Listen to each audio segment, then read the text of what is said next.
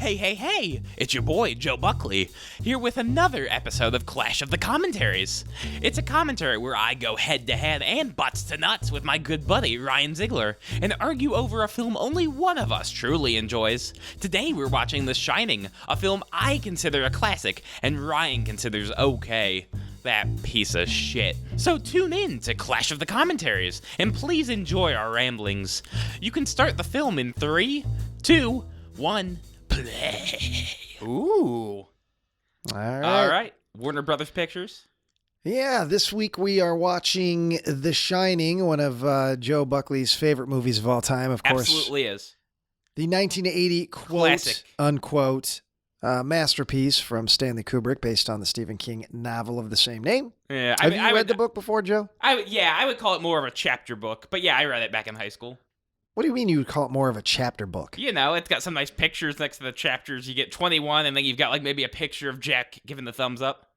No, I'm not falling. We've just started. I'm not falling for the bullshit this time. I'm not excited about watching The Shining. Oh, it's so good. The Shining has always been a drag to me. No. It is one of my least favorite genre movies of all time. The only thing I like about this movie is Jack Nicholson's performance. Yeah, Jack Nicholson is amazing in this. But what about Shelley? As an actor myself, I feel that Shelley was probably, given some poor direction, manipulated, and I don't necessarily agree with that sort of style of directing actors. The William Friedkin, surprise them, shoot a gun behind them, manipulate them, abuse them sort of thing to get the performance. But that's how some camera gold was made. I understand that, but that doesn't mean I necessarily think that is, I think those are lightning in a bottle. I think 9 times out of 10, you don't get a good performance. And that's a hack thing to do as a director. Yeah, but I mean, if you don't get the performance you're looking for, you just discard that take and move on. Anyways. Yeah. Now, see, coming up, pretty soon. Well, here, I was going to say... So it's the opening credit sequence right now. Now, these are great shots, these helicopter shots of, the car, which contains Jack Nicholson and his family, on the way to the Overlook Hotel. These are great shots. You actually can see a helicopter shadow if you're watching the non-properly formatted version, if you're watching the 4:3 version. Well, yeah, of course, because that was... it was shot... But was this shot open matte? It was shot open matte, and then he cut off the tops, because the tops, he figured, okay, they can be usable once we go to television, but that's not my preferred. Of course, and that's why a lot of directors shoot open matte. Yes. So many different movies over the years, when you watch them either at home or sometimes you watch them in a theater, you see a boom mic. Oh, yeah. And you think, oh, what an inept, filmmaker, blah, blah, blah. Well, when in reality, it was shot open matte, and somebody didn't mat it, correctly on the TV broadcast version. Matter of fact, Dolomite, one of the great silly blaxploitation movies from the 70s, infamous for having nonstop boom mic shots. But when I recently got the Blu-ray from Vinegar Syndrome, you actually saw the correct, 16:9 version matted correctly. That's good. And nowhere near as many boom poles. So. That's happening a ton on like 80s sitcoms that get thrown on Netflix. They accidentally get like the widescreen version of it, and you see like just people standing around and mucking about.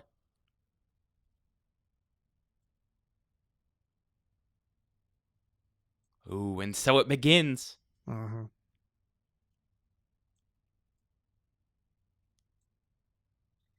Now, the one thing like I've always said I do love about this movie, because see, here's the thing. I am totally able to say I hate a movie, despise a movie, but also know that it is, a quality film. Oh, yeah, like this has a ton of good things going for it. I know that this is a masterpiece by most definitions, and I understand why. It's a slog for me to get through. And I think that comes more or less from me being such a Stephen King fan. Oh, okay. And really enjoying the nuances of the characters and everything that was in The Shining. And the fact that I think most of that was thrown out. Oh, it absolutely was deliberately. And I think that was a mistake. A lot of people say that, but I don't think it would have. The book wouldn't have translated well at all to a feature-length film. I mean, you can see that just looking at the miniseries. It's 4.5 hours long. None of it translates well. It's really long. None of it comes through. So it's not going to work for the movie. You have to throw it out. Yeah. Well, then perhaps one could say it's an unfilmable book. And so it's not unfilmable because no, he didn't film the book. This is as an adaptation, this movie is incredibly lacking. It is a terrible adaptation of it. This is a good example of how not to adapt a book. Yeah, but I mean, he wasn't adapting the book. He was making. Yeah, but here's the thing, Joe. What I'm saying is, you can make a great movie that's also a god awful adaptation of the book, and that's what I've always said. I think The Shining is. I understand it's a great movie, but it's no, I don't think it's a good terrible adaptation of the book either. But it was never going to be. And I feel that I still feel that there is. Somebody could make another adaptation of this book, and it would be, more horrific. Because I don't think there's anything scary about The Shining whatsoever. This movie. Oh, I think some of those shots of the twins in the hallway. It's twin girls standing in a hall. It's just doesn't. I'm not scared by that. But once you're a horror fan, you're almost never gonna get scared by a movie again. I mean, when's the last movie that scared you?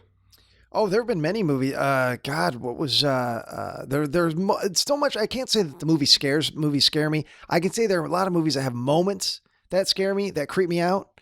I even in Paranormal Activity, there are moments that I'm like, ooh, that get me on the first viewing. I can occasionally get jump scares, but I mean, what? And I'm not talking about jump scares. I'm talking about an image or a sound or something that's just unsettling. You know what I mean? Yeah, I don't get that too much. I mean, the last one I probably watched that creeped me out really was probably Mulholland Drive. Yeah, and that was years ago. Yeah. Mulholland Drive creeped you out? Oh, yeah. Yeah. Okay. Yeah, that bum scene. Yeah, I guess. Yeah. I just was not expecting it. Luckily, I didn't get spoiled on that. And yeah, no, that was freaky. Uh-huh. No, I don't know this actor. I mean, I know his face. Yeah, I don't know. But I don't know his name either. Who it is escaping me, and what he's been in is escaping me. Yeah. If you want to know something interesting, that window physically can't be there in the hotel. Because the room is wrapped around inside the middle of it, so that's a fake window. Okay. Yeah.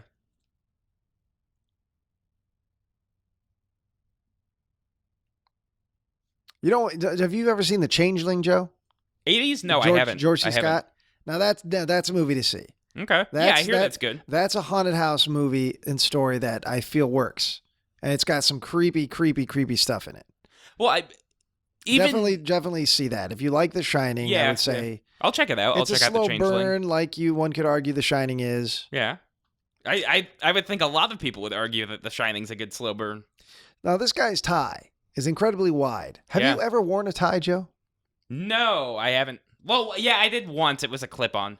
What was that? And why did you wear the tie? Wedding. Who was it a wedding for? A cousin. I just had to show up. How old were you when this happened? It was probably 6 months ago. Oh, so the first time you wore a tie, you were 23? Yeah, 23. 22? 23. First time you ever wore a tie, and it was a clip-on tie. Yes, it was a clip-on. Okay.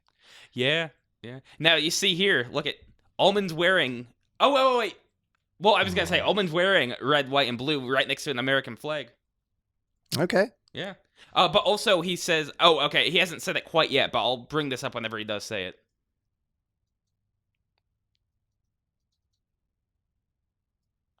I was going to say, though, like, some people find The Shining incredibly creepy. Well, I get that, and I don't know. Yeah, it's got something for some people. I'm not really creeped out by The Shining. I've seen it a bunch of times. Mm-hmm. But yeah, some people, it just unnerves them completely. And I appreciate that, and I get that. Yeah, and I'm not saying I'm never going to say it's a bad movie because I'm not stupid. I know the difference between not liking something and making a declarative statement that something sucks. Yeah. I would never say that about The Shining. I'm over The Shining. I'd be okay if I never heard anyone talk about The Shining ever again. Yeah. You know what I mean? I don't know what it is about it. People are constantly fawning over it. Yeah. And I don't know. Well, right here in this scene, he called the caretaker Charles Grady. But whenever we see him, his name is Delbert Grady. The caretaker? Yeah. Yep. So what are you saying? That's a continuity error? No, it's not. I don't think it's an error. I think it's deliberate misdirection. Well, I don't know if I would call that misdirection because what is trying to be achieved with that so-called misdirection by saying the wrong character's name? No, because also he said that the Charles Grady's daughters were 8 and 10, but in the movie it's clearly the same age twins. So maybe it's a whole different family, too. I don't know. Okay, yeah. I'd have to watch it in context of the story. Yeah. Because as of right now, that just sounds to me as like a bunch of bullshit. Mm-hmm. Just some stuff. I also have a problem with things that are thrown in. What, the conspiracy theorists? And when people throw things in, filmmakers just throw things in like that, and I wonder if they throw it in because they actually have something they're trying to say or do, or if they just know, like misdirection for the sake of misdirection. Now, I'm not saying that is a moment of that, but I hate when filmmakers do that. No, you don't like the old twist ending? No, I like twist endings if there's a twist ending, but sometimes people throw things in there and it makes no sense. It's usually lower budgeted, crappy movies like we watched for Malevolent movies. Sure. But, you throw those things in there and people will break their backs trying to tell you why it's significant and it makes all this sense and it's all between the lines. And sometimes I wonder if the director is just taking a piss. You know what I mean? Yeah, I imagine for like a lot of lower budget movies, when something like that comes up, it would be just an error that like they messed up the name or whatever. I feel if there's no payoff to a piece of misdirection, then it was thrown in there just for the hell of it, and that's, I don't know, it's a waste. That's lazy writing. Yeah. Now I tell you, and another thing, and this is one thing I will say I think is bad. Okay. Is not the casting of the kid. I think the kid's great. He was an unknown. Yeah, I think, you know what I mean? He does good in this. But the way, and I can't give you a better example, in 1980 or 79, how this was shot, to convey the child and his little friend, Tony. But this thing with the finger is awful. Well, that was awful. That was improv by the kid. The kid came up with that. He did it in his in his audition, and Stanley loved it. It just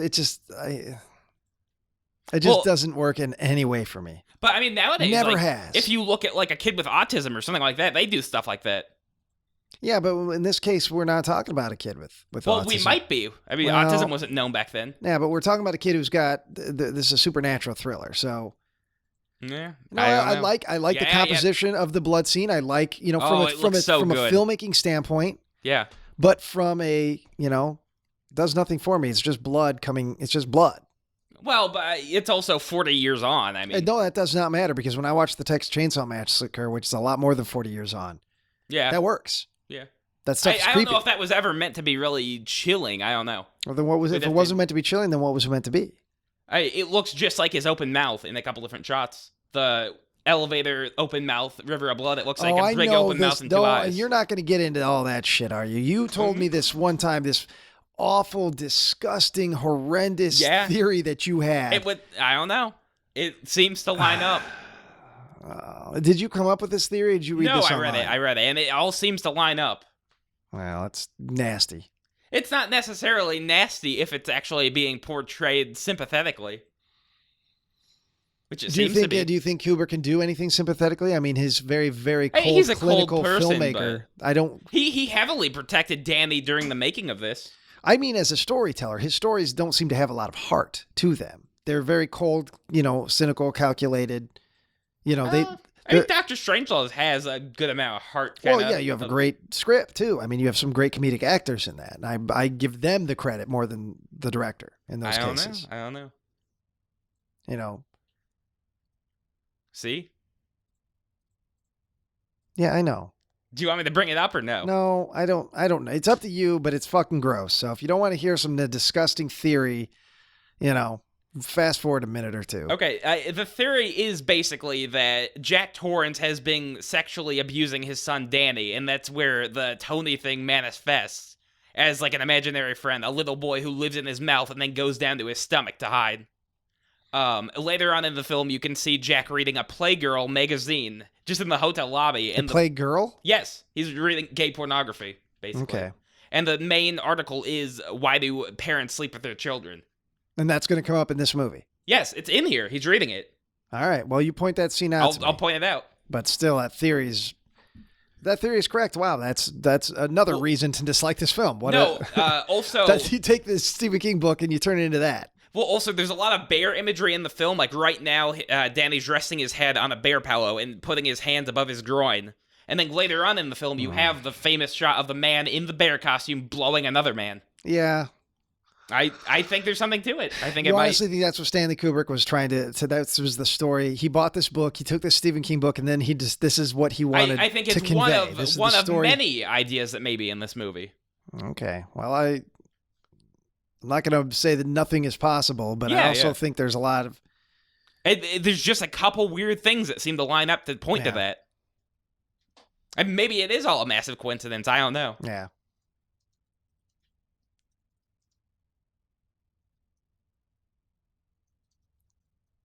And Shelley Duvall, that's another thing. A lot of people give Shelley Duvall some a people hard time. hate her performance in this. And I think she's a very talented performer, a singer, an actress, Yeah, no, they say she looks gross. She's just a gross-looking woman. I don't think she's terribly unattractive in this movie or in Popeye or some of her subsequent movies. She definitely has a unique look. Yeah. I mean, she's a bit long-faced, but that's fine. But I don't think she's ugly at all, Yeah, well, and some people say that her performance is misogynistic because all she does is run and scream. But I mean, that's what you would do if your husband. Well, that's not how. What's interesting is that's not how the character is in the book, though. See, again, so if that's the case, you've taken a rich character and you turned it into a stereotype of just a screamer. No, how is that great storytelling? In the book, Shelley is Wendy is a lady who decided to stay with her husband even though she's unhappy with him. Yeah. She's been abusive. She's trying to work through some very real emotional things where she's in love with this man. She has a life with this man. She has a child with this man. But yes, he's got some major demons. He's an alcoholic. He beats her. And that conflict that's within her, whether to stay or whether to leave, that's a very real thing. And for good or for ill, that's a human, well-rounded character. It's not just somebody that's showing up and screaming. If she's not damaged in the book, then she's making a conscious choice to stay with an abuser and put her son in danger. I'm not saying, but you can agree with the character. Wendy, this is battered. She's got no real choice. I'm not saying you can agree with her choices, but what I'm saying is that is a human, realistic character because there are millions of people that have lived with those same situations. Yeah, and I think they're much more like Wendy in the movie than the book. I think that's much more accurately to how you would portray that. I mean, yes, of course you're going to be running and screaming, but if people have a problem with Wendy's character in the film, that's all Kubrick. Yeah. Well, I mean, some people can be wrong. Now, is there anything with that cigarette, Joe?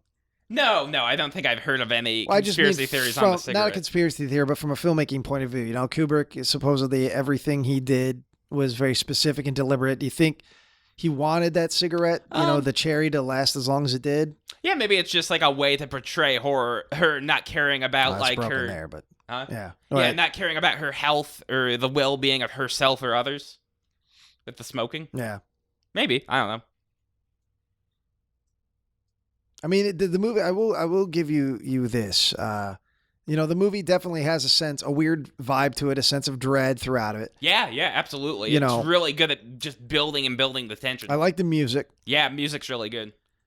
There's a lost, actually, score for it. Kubrick threw most of it out, so I want to listen to that and see if it's any good.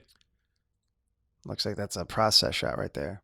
Yeah, I don't know. Just interesting, because you didn't think Kubrick would want that. You'd think he would want, it has to be a real car on the real side and a real... Well, I mean, back in the day, though, it would have been real difficult to get, like, a big-ass camera in there. I still think he would have tried to do it with all the stories about him, taking 40, 50, 60 50, takes. 70, 130 or so. Which is insane. He had the time to do it, though. He wanted everything to look perfect. Well, I don't know, and that's what I mean. It's like... But, it's not, though, Yeah. That's one of the thing I like about it. Jack Nicholson's performance is completely unhinged and over the top. I think he plays Mania really well. It's funny almost. It reaches a point where you're like, and that's why I like it, because it reminds me of his performance as the Joker. I don't find it to be a nuanced, serious performance whatsoever, which is what the movie probably wanted. I don't know. That's why I love it. It's so over the top, and he's just chewing the shit out of that scenery. Well, he's playing something who's extremely crazy. You know. So, I mean, that's kind of how, like, a crazy person would But act. it's crazy Nicholson. It's not crazy. No, it's Nicholson. You see him do the same kind of crazy as the Joker. That's what I'm saying. It's Nicholson crazy. It's not Jack Torrance crazy. It's Jack Nicholson doing his eyebrows, and you know, there's a lot of his One Flew Over the Cuckoo's Nest character in there. That's why I like it. Yeah. See, what I like about that is he looks like he wants to kill him right then.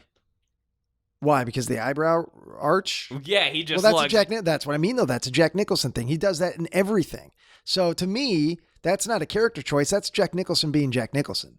I love Nicholson. Don't get me wrong, but he's not exactly a chameleon. Yeah, he's pretty old and fat now. You know. But I love him. Yeah. He's one of the greats. Okay, yeah, it's coming up right here. Where he's reading the Jack Playgirl? is reading the Playgirl. I can't tell what that is. It's really hard to tell, but people have the exact issue pulled up. And it's a play. There's a woman on the cover. Yep. And then the main issue is I can't really tell what it is. No, it's hard. But once you see the actual cover pulled up, it's Playgirl. I don't know, man.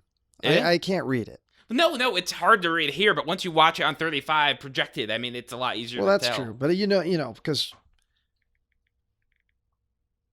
I'm going to find out when it was first published. Okay. Yeah, I mean, if you just look up like a Shining Playgirl issue, you'll see the cover in full. I'm doing that right now. Okay, cool. Let me see what we got here. Okay, cool. Yeah, no, the hotel looks fantastic. There's a whole article about, of course, there's multiple, and it's all on Reddit, of course. Yeah. Standard. Yeah, we need to know. Hidden Playgirl magazine. Yep. A lot of Illuminati. Okay. Yeah, there could be. We don't know. When that word pops up, I tune the fuck out. Listen, when that shit starts coming up. Don't you believe in reptilians? No, Joe. I've seen the fucking V miniseries. What about They Live? John Carpenter, man, it's make believe. It's fiction. I don't know. It could be real. No. Sometimes fiction becomes reality.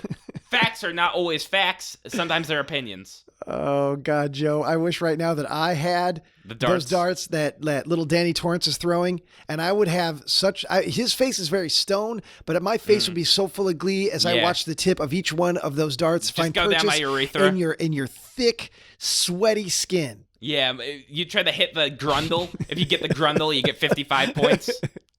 Oh, God, it's two little girls holding hands. Oh, I'm scared.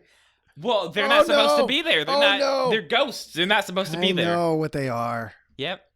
Or maybe they're not ghosts. I'll get into that as well. I posit that there actually isn't a single ghost in this entire film. I like there's a phone booth inside this room. Yeah. It's an actual booth. You got to be able to make calls without people listening in on you. Well, if you want to do some S&M payphone line. No. You could do that back in the day. Yeah, you want to listen to me get spanked? Only $5 a minute. I love this dude's face. I love the manager's face there. Yeah, he's very... Yeah. He's got a square face. He's slimy in all the great ways. Yeah. See, there's two kinds of slimy in the world, Joe. There's slimy like this guy, where it's kind of endearing, and then there's slimy like you and your ilk, which is just awful. I can't change who I am. I like to masturbate in a bunch of different places and in a bunch of different ways and to a bunch of different things, and I don't think there's necessarily anything wrong with that. No, what's wrong is that's your go-to. Every time. It's always about masturbating, and it's about shock value. Shock value, shock value, shock value. Yeah. And it gets tiresome. But I mean, I could be like a modern day shock jock. No, because it's done. You know, there's two ways about it. One, it's done. It's been done. You can never do anything more shocking than has already been done by greater men. And two, you can hit the point where you're so shocking that you end up never being employable. Yeah. Or it comes back to bite you in the ass, like with James Gunn and that whole thing. Yeah. Which I don't agree with. I don't think James Gunn should have been fired for something that, he'd written 10 years ago that I guarantee you Disney already knew about. Oh, yeah. No, there's no way they couldn't I don't agree with his firing for this one iota. However, I understand why it happened. As much as I disagree with it, I wasn't surprised, that he was fired after that news came out. But I think it was terrible. There's actually a lot of Native American imagery and dialogue in this film. Some people think it could relate to the Native American genocide. Well, is there Native American experts that can take these theories on and figure this out? I think who's coming up with these theories? Different people who watch Kubrick films. So just standard dudes on the internet. Yes, it's Dudes on the internet-based. internet. Okay, Yeah. well, that's okay. Yeah. Okay. See, the gold room, maybe something to do with gold's adaptation as currency back in the 20s? Who knows? The 20s picture the film ends on? Wow. So Stanley Kubrick, man, he just didn't know what he wanted to talk about. He threw fucking everything in here. Let's reference the gold rush, and let's reference, parents abusing their kids, and let's reference... I don't know. There's a lot. If you believe in all of it, then it just becomes a hodgepodge of bullshit. Maybe. With no through line and no thesis whatsoever. Maybe he's telling us that he faked the moon landing. We don't know. Oh, God. Don't get into that moon landing shit. I don't believe in that myself. It's very, very flimsy evidence. I'll moon point landing, it out whenever we the get moon to landing, that. Watching the moon landing's exciting and compelling, which is... Oh, no. It was... So I know Kubrick didn't direct it. We don't even have the high definition footage. NASA lost it. We've got high definition 2001. Better than NASA can say. Yeah. 35 mil.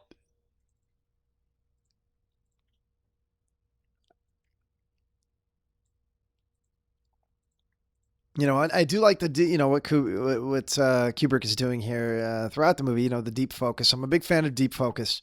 Yeah, I love his shot composition. It looks so nice. It's like nice long takes. You can just immerse yourself in the movie. And and that's fine. And that is a component of film. And sometimes that's all you need. But I will, at the end of the day, always be more interested in story and the relation between people. And that's where I feel that this falls short, or at the very least is adequate. This story that is told in this movie is adequate. As a ghost story, it's adequate. I don't know. I mean, you know what I mean? It's nothing. It doesn't blow me away. Now, so if you want to talk about the way it's directed and the compositions and the cinematography and the lighting and all those things, which are very important and relevant, and sometimes that's enough to make a film great. But I'm always going to be left cold. And if I'm left cold at the end of the day, well, but I can't 100% get behind it. The general premise is one of the most horrifying things that can happen is what happens if a family turns against each other and they can't leave. No, and that is. And I think there's a better way to touch on that than what we see here. I don't know. This is one of my favorite movies. I just think it's so well directed. That's fine. The acting is on point. All three of the main actors I think are really good, even the boy. Yeah. Now, something that's really interesting here, we won't really be able to hear it here. It's very, very low. But about 16 different times in the movie, you hear in a very, very low voice someone saying "shown" or something that sounds like "shown" repeatedly. Yeah, what shine already happened. Oh, I see. Yeah, and it's the same exact clip, and it happened 16 distinct times in the movie. I'd rather be watching The Shinning, to be honest with you. Ooh, the Simpsons parody? Yeah. I loved back whenever The Simpsons was good. Don't fucking start with me with The Simpsons were good. Have you seen the recent That is an opinion seasons? You have gotten off the internet. No, I've watched some of the recent episodes, and they're all shit. How many of the classic episodes... have you own watched? Seasons 1 through 6 on DVD, and I watched a bunch of the others. I used to watch them over and over again on DVD. They're great. They're classics. And so now you subscribe to the idea that Simpsons is complete garbage. It is. It's its own average sitcom. It's the very thing that it was parodying at first. It became what it was parodying. Well, I don't know about sub-average middle America content. Sub-average middle American content. Yeah. Now see, look at right. Or watching right a movie next to where a kid Alden. talks with his finger. Look at the powder. Look at the powder. Native American. Where? What powder? No, you missed it. That's Calumet? Yeah. Oh. Everything's tying together. Everything loops back into a big circle. But that's my point then, though. What is the point? Is you know what I mean? Is it, let's go with your Native American theory. Yeah. Okay, so the movie's about that? Some is that people what he's would trying to yes. say? Yeah, some people would say, yeah, The Shining is about the Native American genocide. Okay, but then if it's about that, then it's not also going to be about, a parent being abusive to his child. Well, it could be. I mean, it could be. Things can be different things at once. Movies can be about different things. Well, I think that would be a mess then, because it's like you're trying to tell 3 or 4 different completely disparate things under the guise of a haunted ghost house movie. Yeah. And I don't honestly, my heart of hearts think that Stanley Kubrick would have done that. Now, he might pick one or the other, But I don't think he would have been like, okay, I'm also going to do this, and I'm also going to do this, because I want to know what was the impetus behind it. What was his inspiration at this point in his career to be like, I really want to talk about, the plight of the Native Americans, and at the same time, I also want to talk about abuse of parents. You know what I mean? Yeah, that's my problem with all these conspiracy theories. That's my problem with all the conspiracy theories, is people come up with these things, and yes, they're interesting. But do I honestly believe that he was doing all of those, putting all those threads at once? That doesn't make sense to me. I would doubt that. Maybe you can hear it now. A shown is coming up.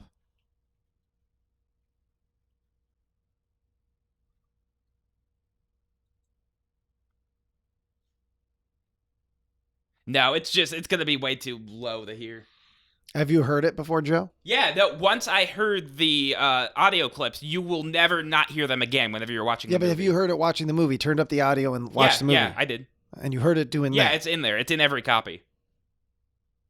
Is it a male voice, a female voice? It's male. It's male. It's someone saying shown.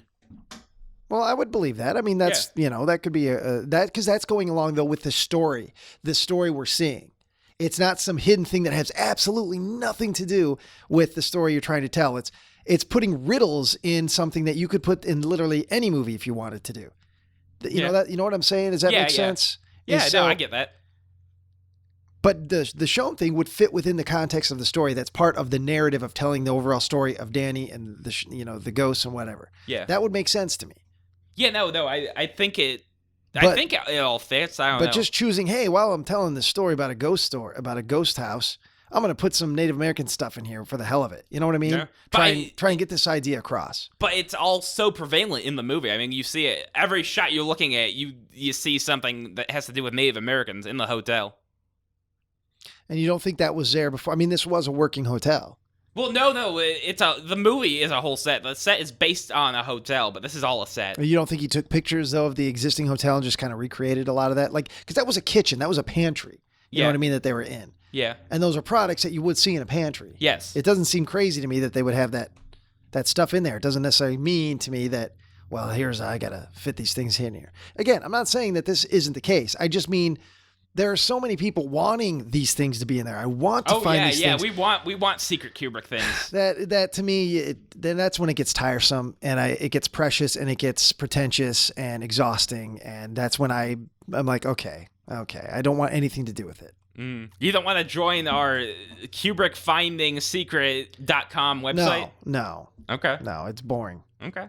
Because even if all that stuff is in there, it still, at the end of the day, doesn't stop the fact that I do not find the story that is being told on the outside compelling. Yeah. And if this wasn't based on an existing work that I do think is awesome and compelling, then, it might be different. If this was an original work.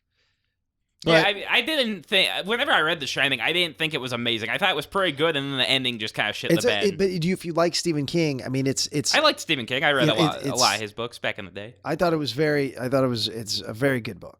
Yeah. I think that the Jack Torrance character is very well defined. Well, that's him. And that's a Stephen King OC, original character. That's like exactly him. I know this. That's why he really hates the movie, because it wasn't Jack Torrance on the screen. Well, because it almost looked like he bought the rights to the story and then just because he wanted to. I mean, have you ever heard this theory? I don't even remember what it was, but supposedly Kubrick made this movie. You said something about that Brian De Palma dared him to try to make a horror movie. I don't remember what director it was. I couldn't find any reference to that. I always heard this old story that somebody he knew said, you can't make a horror movie. I bet you couldn't make a horror movie. Yeah, I mean, in my research, in preparation for the commentary, I didn't see anything. I don't remember, but I don't remember who that was. It may be a fake story, but I don't know. But I always thought that was interesting. Brian De Palma definitely didn't, because I tried searching up specifically. No, it wasn't De Palma. Yeah, I did read somewhere about Kubrick that one of his favorite movies. He loves Eraserhead. Yeah, but he loves something from the '90s that is like. People have this image in their head of Stanley Kubrick being this, egghead, cerebral. I only care about, but some of his favorite movies were real silly, like dumb comedy shit. Yeah. I just read it the other day. Now I can't remember it. Paul Thomas Anderson. I mean, he loves some like bad comedies. I mean, that's why he got Sandler for Punch Drunk Love. Well, yeah, and that's what I mean, and that's great. That's a well-rounded person. Yeah. You know what I mean? I mean, if you're like making like 5-year-long production cycle, like epic movies, you got to take a break sometimes and just watch someone shit and fart. Because I mean, because human beings, we can be multifaceted. We can watch something, and that's deep, like Magnolia, for your example, that has all these questions about life and blah, blah, blah. Yeah. 3-hour epic about 8 different characters all connecting and intersecting. And that could be one of our favorite movies of all time. But then Dumb and Dumber can also be one of our favorite movies of all time. Human beings are multifaceted. I thought Dumb and Dumber was actually really well made for what it was. Dumb and Dumber. I think it's a fantastic movie. It's funny as hell. You got to strike out Dumb and Dumber 2 and then Dumber Dumber. I never watched it. I've actually never seen the sequel or the prequel. I didn't see the sequel, but the prequel is god awful.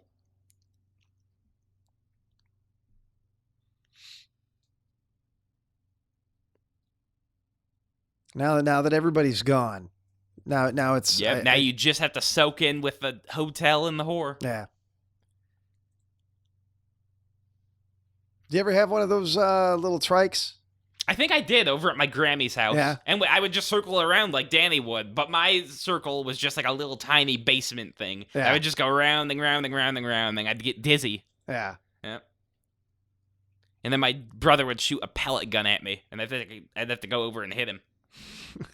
I wish your brother was here right now. I'd shake his hand. No, there was a lot of hitting in It'd the be Buckley nice to shake the hand of a household. Buckley and actually have some firmness to that hand, a grip to that hand. Oh yeah, he's like shaking your hand is like shaking Jello. Just shaking some old dolphin's dick. Yeah. It's wet. Yeah. It stinks. That actually happened in U.S. history.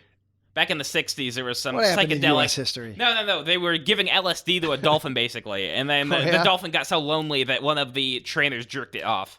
Okay, well, I started believing... That was sponsored by the U.S. government. I started believing some of that story. It's absolutely Here's true. The thing, Look it Joe, up. Though, but you talk so much bullshit and or stuff you just read that I don't sometimes know if you can differentiate between truth and fiction. So I think you come across things on the internet, all right, and you read them and you think, oh, that sounds plausible and that must be true because I'm reading it. And then you walk around spouting it off like it's, absolute fact. Yeah. And so talking to you is difficult. It is.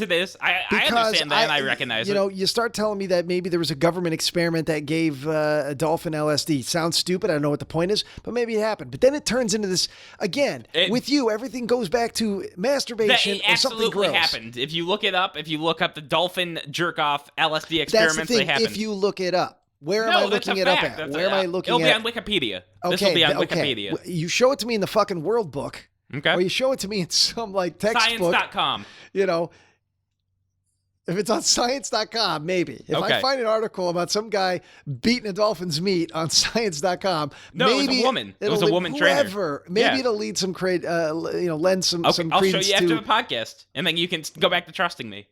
Well, I still won't trust you. Okay, that's fine. Because you have a lot of wool over the eyes. That's what's going to be hard about doing these podcasts. Is you have a long history of just spouting horse shit because you think it's funny. Yeah. But that's not conducive to informing people, doing these kind of podcasts. You know what I mean? Sure. Doing these it's not even a podcast, doing a commentary. Yeah. The good thing is though, like with the Blu-ray system, we can probably upload it to the web and have people play it on their Blu-rays. Play what? The commentary. Well, I assume that you are going to listen. If you're going to listen to this, it's going to be while watching the movie. I don't know why you would do it otherwise. Some people like to listen to commentaries as just standalone podcasts, like on the drive to work or whatever. Well, I guess. Yeah. Especially if you know the movie well enough. Like, you know everything we're talking about, like here. Like, look at typewriter time. You know that. Mm. I like the composition here. Yeah. That's something that'll never change. I like the way the movie is shot, of course. Yeah, I'm cold with the whole thing. Well, I've seen this movie probably 7-8 times. Yeah. I've watched it a bunch of times, and I just, mostly because I like Nicholson's performance. Once he starts getting nutty, it's fun as hell to watch him. Whether I think he's giving a good performance, what I would consider an honest, good performance, I don't know. It's fun because it's over the top. And if you look at the behind the scenes of The Shining, I mean, he really amps himself up and just starts going crazy in preparation for the takes. He chews the shit out of that scenery. But sometimes I think, it's a little much. It's a little bit overacted. Yeah. But I like it because I enjoy that kind of stuff. Yeah. I can enjoy it, but at the same time, be critical of it. I can, it's like the same way I can be like, oh, I love this movie. It's a piece of shit, I know, but I love the movie, Yeah. Well, with the hedge maze, there's rumors circulating about that, like, a lot of the crew would get lost in it because it's a big, giant hedge maze. And then Stanley Kubrick's laughter could just be heard over the top because he was looking down at them.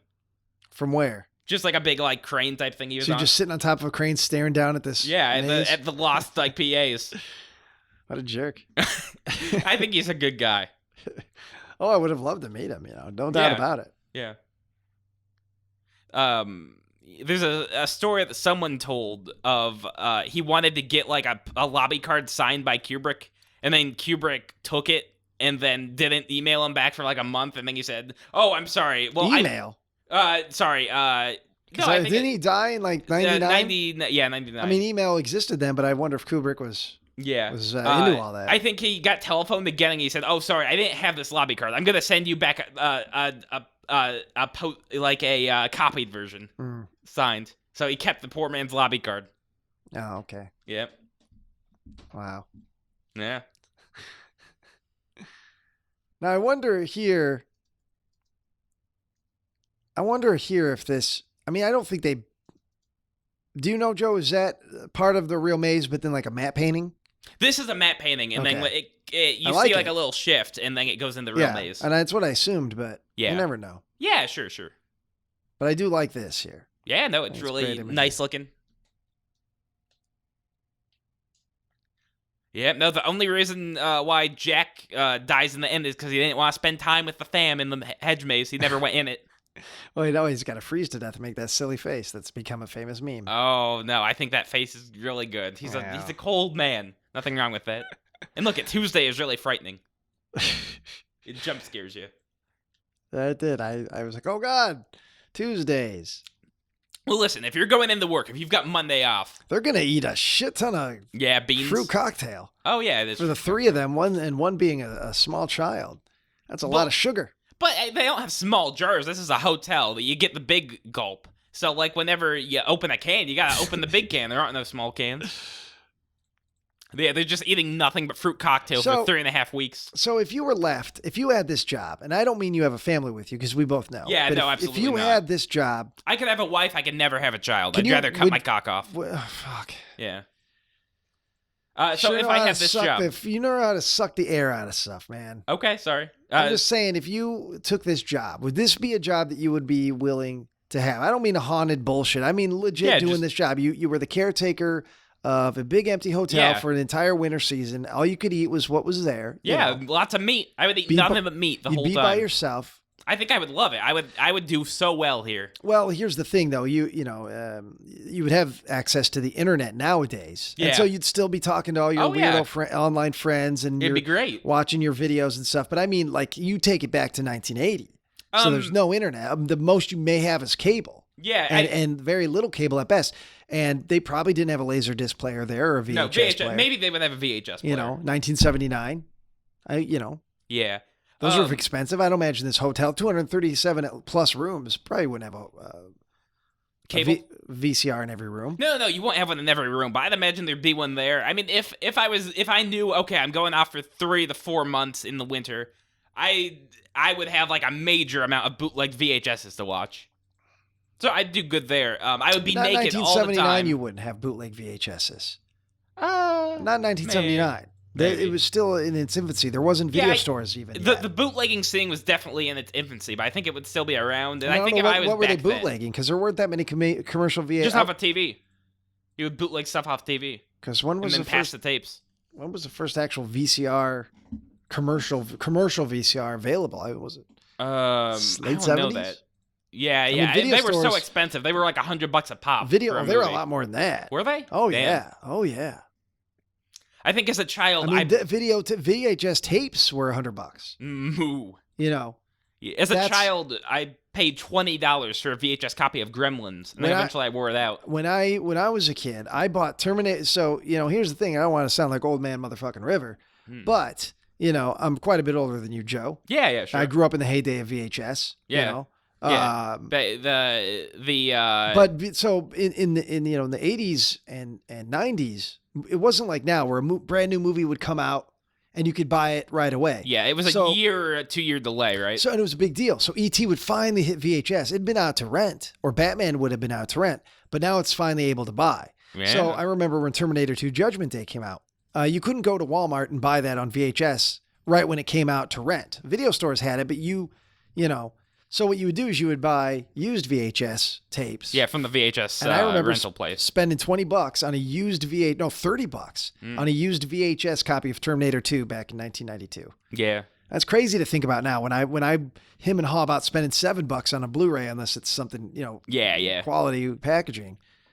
For a while, I was in the VHS collecting. I would buy any kind of crap for 25 cents or 50 cents or whatever, because people were basically throwing theirs out. Nobody wants them. You gave me that. What was that tape you gave me that had mold in it? Yeah, I gave you something like, I think maybe Silent Night, Deadly Night 3, Prom Night 2, maybe. I think it was Prom Night 2. Or no, Prom Night 3. Yeah, 3. It was That's Prom right, Night it was 3, 3. Deliver Us from Evil, and it had black mold or something inside. So I... Yeah, you gotta throw it. You can't put that in your collection. because you don't want to put that in your... I have 2 VCRs right now. Yeah. And you got to keep them nice because they're not making them anymore. Pretty soon they'll be hard to find. Yeah. This is actually based on a thing that actually happened to Jack Nicholson in real life. His wife kept interrupting whenever he would write, so this is real personal for him. Here we go. Some classic crazy Nicholson here. Yeah. But he was actually like that in real life kind of too. There's his chick. But what I mean is, and again, crazy Nicholson in The Shining, he will, when he's crazy as the Joker, or he's crazy and As Good as It Gets, or he does a crazy One Flew Over. It's always the same. And I love it. But what I mean is... Yeah, but I don't know imagine somebody like a De Niro or Al Pacino in this role. Yeah. Now, that would have been something. But I don't think you can change your personality too much, like your kind of personality being for a role. No, there are different ways, different nuances, things, and again, he'd be working with Kubrick to do this, but there are different ways that he could have portrayed, because crazy doesn't have to be, there's a lot of different ways to play unhinged. Until, of course, but I mean, that's what he's best at, though. So why won't you play to his strengths? Well, yeah, he Jack Nicholsoned it up, is what I mean. But what if you would have put it in the hands of somebody who doesn't necessarily have all those tells? Yeah. I mean, King really wanted him to be like a quiet, nice kind of guy for the beginning. I don't know if that would have worked too well here. Because he's kind of a dick right off the bat. Yeah, absolutely. He basically wants to slit his family's throat before they even get to the hotel. I don't think it's that far. I think he's frustrated, and but I don't feel that he's psychotic. I just think he's kind of an ass. Yeah. Now see, look at this shot coming up. Look at that. Yeah. Yeah. Yeah, it's starting to show that the hotel's starting to do something to him. And, had I never seen Jack Nicholson before, let's say I'd never seen him before, this would be, look at that dude's face and his eyes. But I've seen all of this. Yeah, but look at his weird, misshapen beard. He's got gray in it. That's just him. That's him as a human being. He's getting old at this point. I have the same thing in my beard. He's very old now. So don't give me that. That's not a fucking Kubrick thing. If you're going to try and spin that, that's just how his no. Maybe it could be was. No, maybe it could be. Fuck out of here. It could be the aging of America. No, like how it used to be so young and beautiful, and now it's all old. Get the fuck out of here. That's what I don't want to hear. Is this trying to find every nook and cranny? Oh, see here in the corner. See, they've got the police. Yeah, the moon landing. The police and the fire. That's an astronaut. Oh, what does that mean? That's an astronaut. Oh, look at she's using a telephone. Is that an example of a communication breakdown, or how technology is making people disembodied from each other? A yellow raincoat, maybe a storm is brewing in the family. Oh yeah, yellow. And yellow means greed. It's the color of greed. Is she just a greedy woman that just married an author and now he's letting her down because she's not rich, because he's not writing books anymore? And yeah, it means slow down. Anybody could come up with a bunch of bullshit off the top of their head if they wanted to. But sometimes that's interesting. I get tired of but it's... I want the movie to be interesting because it's interesting, not because I've got to dig through a bunch of horseshit and think, well, maybe... because what's on the screen is not compelling enough, so I got to dig through a bunch of... No. The reason why people dig through the movie is because it's so compelling that they will watch it over and over again and find these little weird things that just don't add up.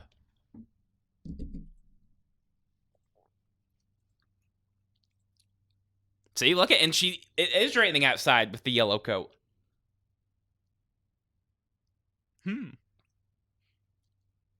But then, okay, if that's the case, then what is he saying? is what I mean, Joe. Okay, We don't know. We can't ask him. He's dead now. And he wouldn't have told us anyway. Well, what could he possibly be saying with that? We don't know. We That's don't what know. I'm saying. We have to get together and God, organize. that's what I mean. Yeah. People want to find things, but it's like, oh, I find this. It could mean this. Okay, well, what is he saying with it? No one ever will tell you. Well, I don't know. I don't, We're just posing questions. We don't have the answers.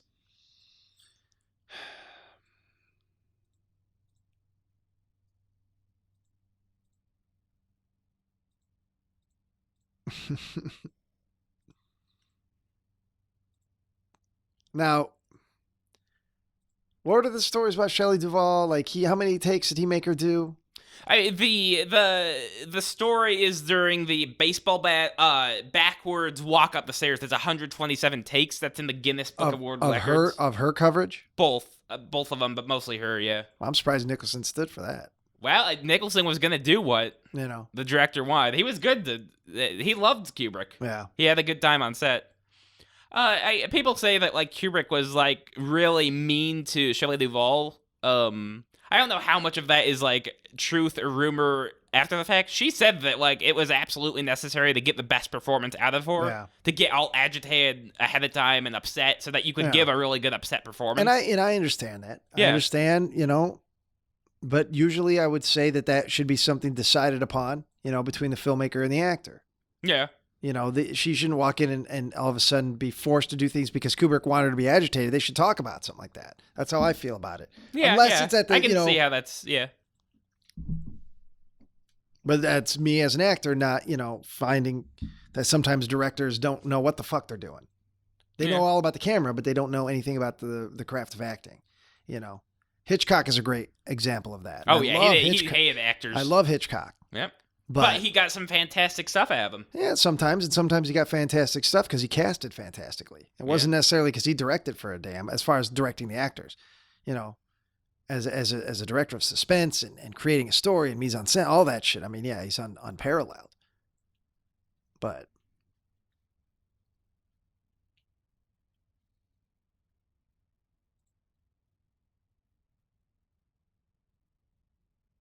yeah, see, this stuff just puts me to sleep. No, I think the Danny stuff puts me right to sleep. I think Danny, it's a very subdued performance outside of the finger. But what you want out of a kid is subdued. You don't want to be saying, "Ugh, I hate this goddamn kid. I want to turn off the movie." No, I don't hate the kid. I just the finger talking to the finger. It's the kid in the Shining miniseries is unwatchable. He's horrific. We're not going to compare that because it's apples and oranges. Because one's a TV miniseries shot in the '90s for ABC. Yeah, but you can cast a kid who doesn't look like he has chipmunk face. Don't attack the kid because the face that he has. He has the face that he has. Yeah. You can attack his performance. Yeah, his performance is also awful. That's shit criticism if you attack him because they're ugly. Fuck out of here. I'm just saying. That's shit criticism. Yeah. You're criticizing something that has nothing to do with the performance. Well, his mouth is always open. Well, you can criticize that if you think that's a choice of the actor. Yeah, I don't know. Now, see, look, there's no wire leading from the TV. They're watching it, but there's absolutely no cable. Oh, well, then that's interesting. Yeah.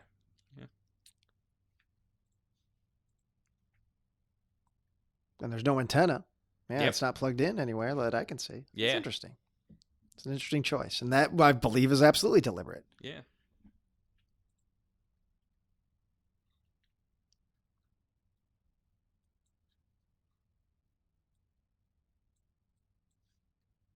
Have you ever seen, it's a Polanski movie, The Tenant? No, I've heard really good things about The Tenant. That's like one of his... It's not similar to this, but every time I watch this, I get it's that sort of slow kind of, and I wouldn't say The Tenant's a great movie by any means. I hear it's weird, good. Though. I hear it's really good. It's weird. It's part of like his apartment trilogy, they call it. It's got a few really creepy moments, but for some reason, I often get a similar vibe watching that as I do watching this movie. Yeah. Oh, see, this scene is so creepy. And this is right before he goes into room 231. So people believe that Jack may have strangled Danny right after this scene cuts. So you're saying Denny would be dead? No. He gets strangled, and then he comes out. Oh. So they think his father did do it. There's no ghost. Oh, okay. Yeah.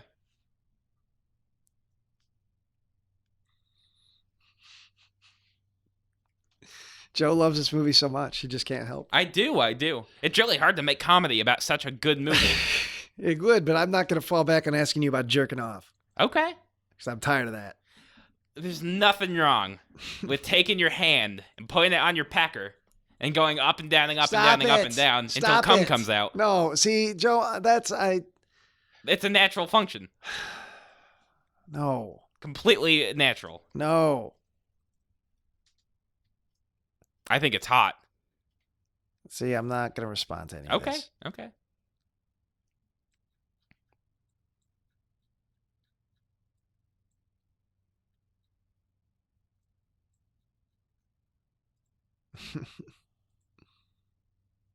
Yeah, see, and that's like he's got like the 1,000-mile stare that like a soldier would have coming at Nam. The 1,000-mile stare? Yeah.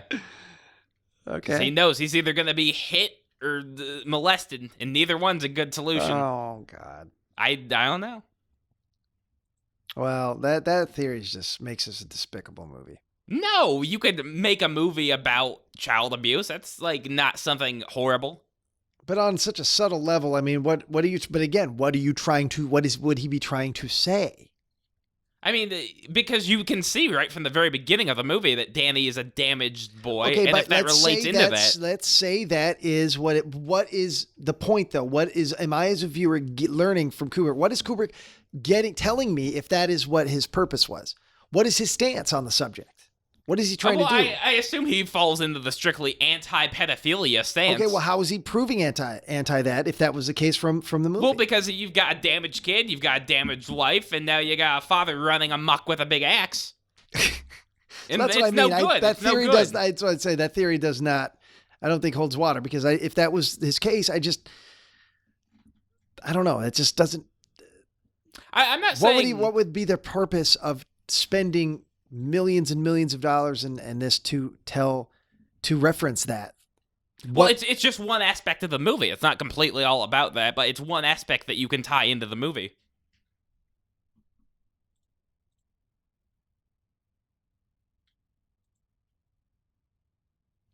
See, and right here is where that Nicholson for that's his Joker face. Yeah. Which maybe you could say when you watch Batman that's his shining face, I suppose. See, because but Batman's 98. Either way, it's 89. It's classic Nicholson. Yeah.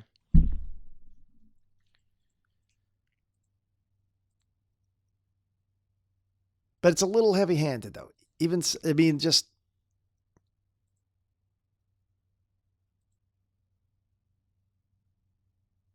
See, look at that face. Yeah. That's a face of a man who would hurt a child.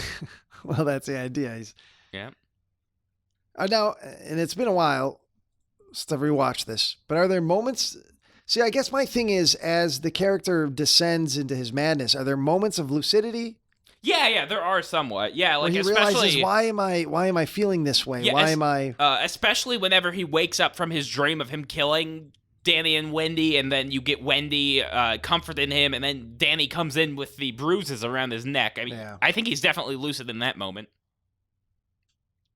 Okay, now here. Do you want to hear the entire moon landing theory right here?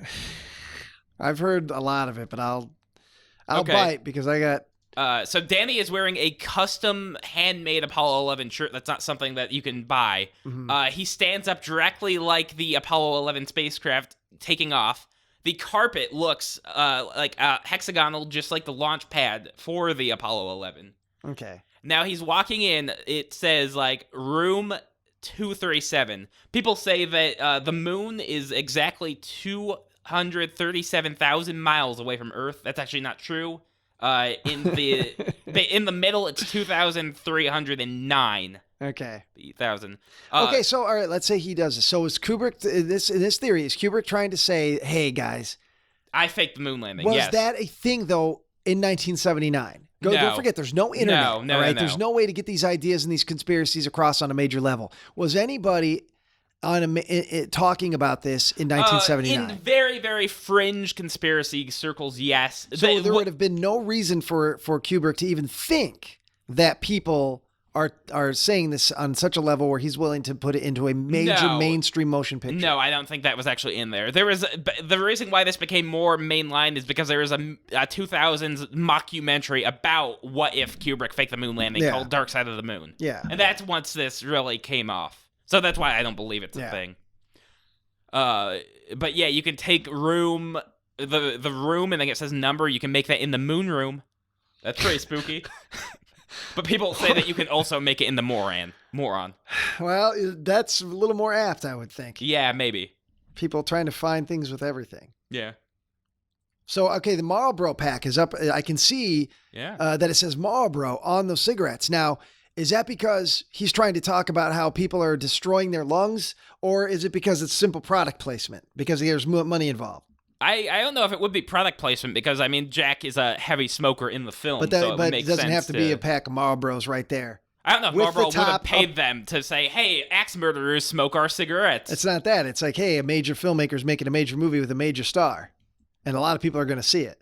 But there's a business aspect a lot of times. Look at that drool. That's awesome. You don't think about. No. But I have heard like stories of product placement bulking it, like the depictions of the characters that use their products in movies. That's like a whole big thing. Of course, but usually the product is happy. Yeah.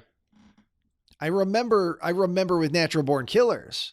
Yeah, I remember that Coca-Cola was pissed. Yeah, that was amazing. They got the polar bear. Because there's that shot with the polar bear commercial on the TV with the blood. That is beautiful.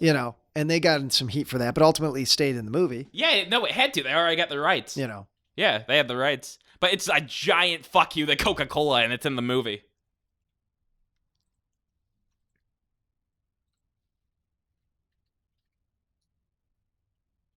Poor gray-haired Nicholson. And that's another thing, and maybe this is by design, but I don't feel that Jack Torrance, as portrayed in this movie, is and there's no dimension to him. He's just kind of a bland guy at first, and then we see him going into crazy moments. I don't feel like I know this character. I don't know this guy. So it's hard for me to even give a shit about his, him falling into despair, because we don't spend enough time with him by himself at this point. We're only seeing his reactions with other people. The one shot where him looking crazy, where you're talking about his beard. Yeah.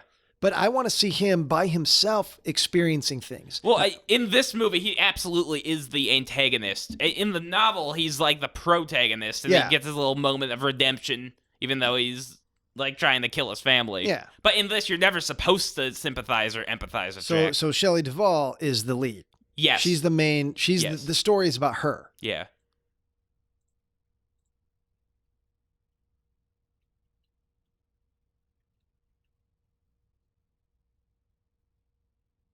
Yep. I am impressed. In the middle. I am impressed, that this kid, who they found, I want to say, is he from Illinois? Yeah, he's like a professor now, and everybody asks him to sign shit and do like the Red Drum. Yeah, and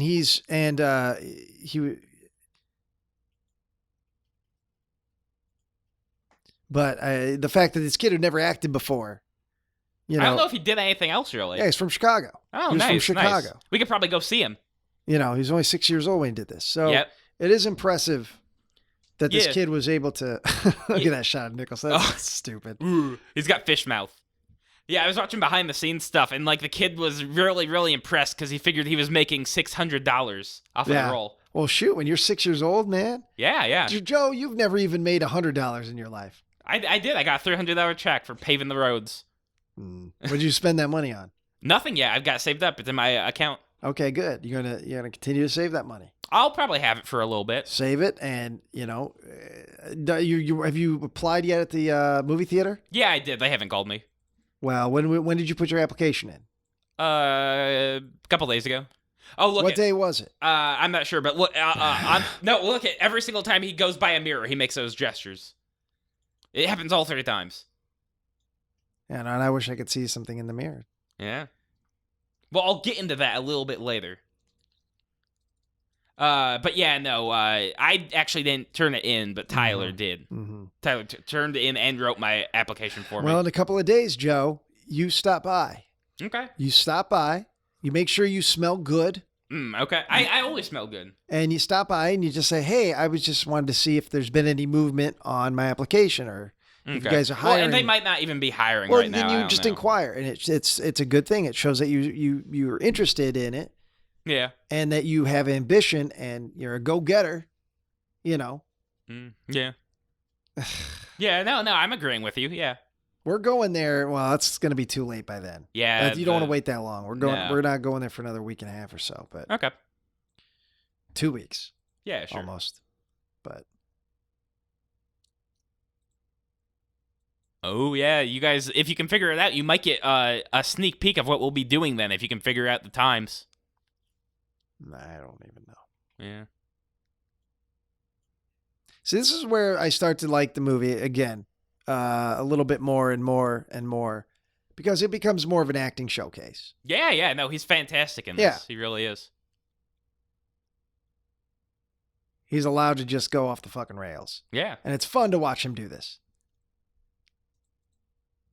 And then I like this shot because now it's like, okay, there's something going on, Yep. He whether it's ghosts or not, he is definitely engaging with something that's not there. That he thinks is there. And it starts to, okay, now.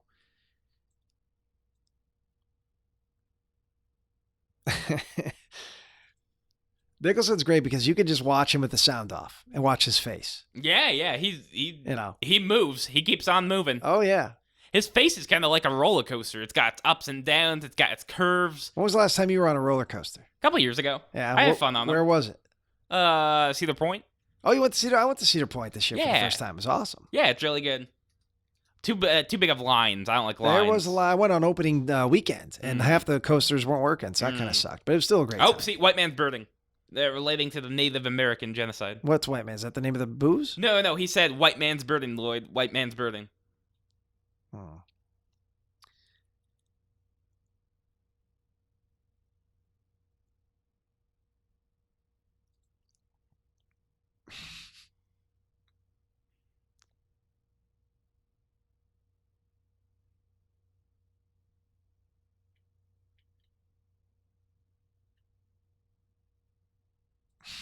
Yeah. Yeah. See, he's basically talking right into a mirror from all the booze. Yeah. So like every time there's a ghost in the shot, he's looking at a mirror. Jack Nicholson is, yeah, or the Jack character? Nicholson is. Even in the well, there had to be something for his eye line. Well, no, even in the whenever he's locked in the meat locker, it's like a nice shiny metallic surface he's looking into, talking to the ghost. Oh yeah. So what is that supposed to allude to? The fact that he's talking to himself? Yeah, no ghosts. Yeah. So I mean, yeah, and I think that's relatable. Is there a ghost? Is there not a ghost? Yeah. In the film that's open to interpretation. Absolutely. Yep. And I like that. Yeah. Yeah, no, because the book, there's basically just ghosts running all amok. The book's literal. He's battling his own demons, but then he's battling real demons. Yeah. It is a horror. That's what we're afraid. It's supposed to be horror. And well, Stanley Kubrick figured ghosts can't really be scary. It would be because if his reasoning was if there's a ghost, then that means that there actually is proof of an afterlife, and that would be happy for people. Well, or proof of hell and purgatory, which is not happy. Yeah. Tortured souls, etc. Yeah. It's like a demon, like a G.G. Allen would be in hell right now, and he'd be rocking his little heart out. And I'd be happy for him. Yeah, have you ever listened to any of his music? I kind of like know G.G. him from memes and weird stories no, on Wikipedia. I listened to some of his music in the doc, and I kind of like. Because you don't like music, right? No, not really. No, you don't have any favorite band. No. If I played you a Led Zeppelin song, I like the Mountain Goats. Interesting. Yeah. So if I played you a Led Zeppelin song, I probably wouldn't know of it. Right next to a song by The Doors. Yeah. Would you know who is who? No, well, maybe. I would assume Zepp is a little bit harder, so I can maybe guess my way through it, but I wouldn't know, no. Okay. Yeah. So if I played a Metallica record, Next to Zepp. Next to, like trying to think of a hair metal band, a Motorhead record. You would maybe if I like knew the song specifically and I had heard that it was them, but yeah, no, otherwise no. That's interesting. Yeah.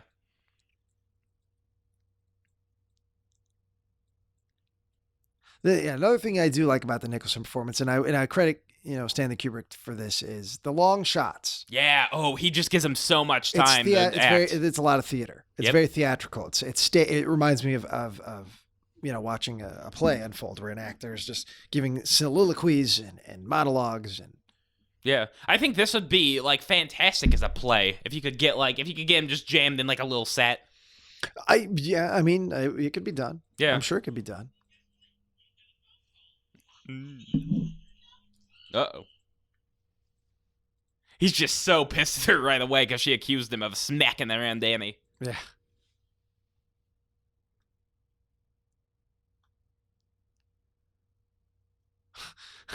Yeah.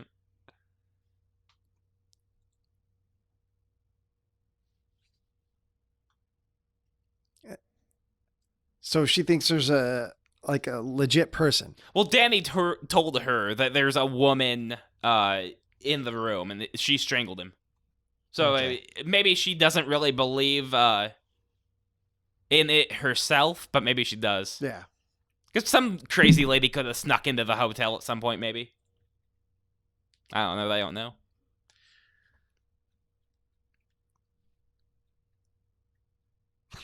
Yep, here's old Dick Halloran with all his porno on the walls. He's got big booby porno. That's a hotel, isn't it? I think it's his own room. It's got to be his own room because he's got just tons of porn. He's at on the home. walls. Yeah, he's got some records there. He's got bad circulation, so he's got to put the pillow up to for his leg. He's got old man feet. He's got gout. You ever seen Scatman Crothers in any other movie? I don't know if I have. No.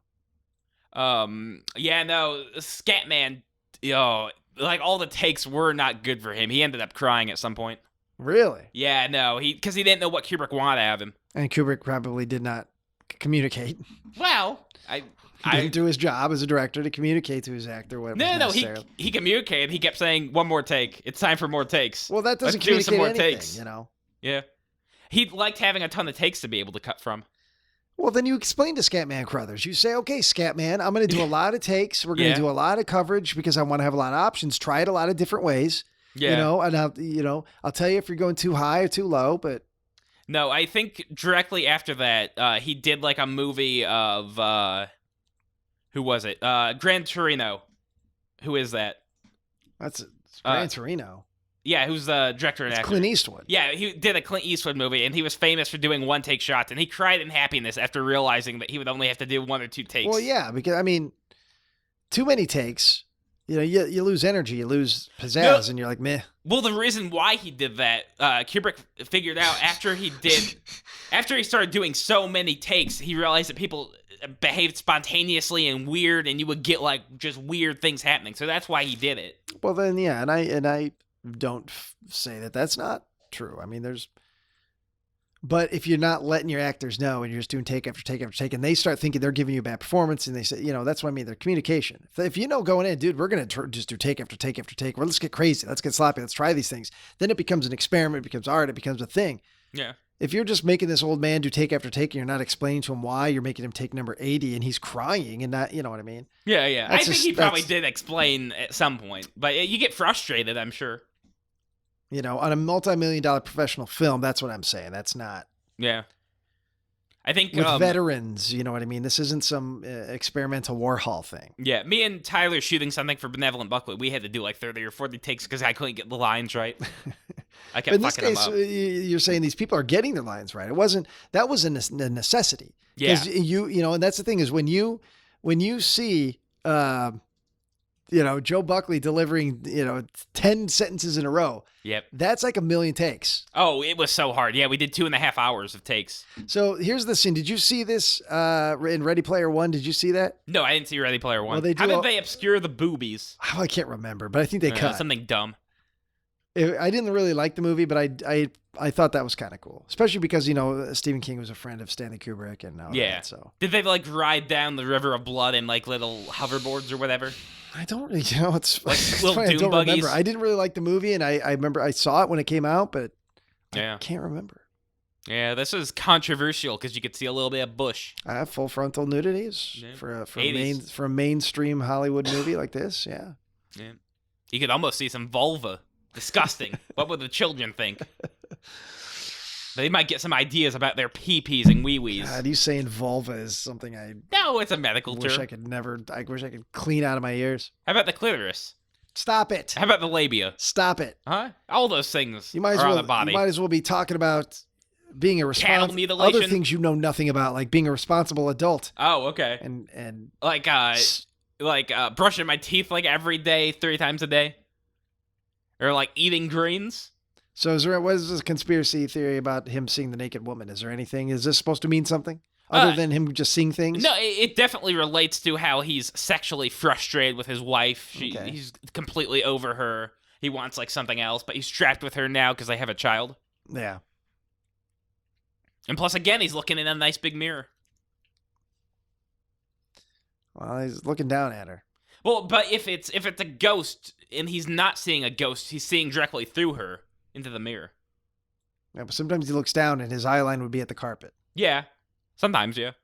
Just saying. Yeah. When you start with the theories, I'm finding holes in carpet theories? Get out of here. Okay. Yeah. Oh, I bet Nicholson was fine doing this 40 times. He probably ended up sleeping with her, man. Nicholson in those days. Yeah. There's a great book, what is it called? Easy Riders, Raging Bulls. It's about the late 60s through 70s. The great, what I consider the greatest decade of film of all time. 70s is good. But, oh man, the stories about Nicholson and his friends. Yeah, this shot horrifies people. This disturbs them on like a level that most other films don't, for some people. That is freaky. That's gross because she's all rotten and corpse-like. And yeah, she's fat. She's a big one. Cutting to Danny, though, kills it. Yes, because Danny's seeing it in character. So yeah, this is scary. Yeah, this is creepy as hell. Although, with it being in harsh lighting, I don't know, it doesn't. I think the makeup holds. No, I'm not saying the makeup doesn't hold it. Well, in harsh lighting, you see the whole creature. There's a movie that was made before this called The Sentinel. Yeah, I heard of The Sentinel. And The Sentinel has some similar crazy, creepy sequences like this involving old people. I'm not a big fan of that movie either, but it definitely has a huge fan base. Yeah, Scream Factory put it out I've heard Blue. about it, yeah. Yeah, old people are really creepy. Don't you agree? No. If you walk around the old folks' home, you might as well like shoot a horror movie in that. Because they're all babbling, they're shitting. Some of them are holding baby dolls. They're saying, "Where's my son? Where's my son?" You know what? I tell you what. When your mom and your dad are in a home, they will not be asking where Joe is because you'll probably be right there in the next fucking room. Keep him away. Because you'll have nowhere to live, and they'll have to cut a deal together. Yeah, get out. Where they are taken into a home, and their grown ass sons got also the house. Yeah. No, like they'll probably be telling the nurse, "One time I walked into his room and he was masturbating." Yeah, well, it's horrifying. It absolutely is horrifying. You should be absolutely ashamed of yourself. It's like opening a door and seeing Cthulhu. It's like opening a door and seeing Cthulhu. Yeah.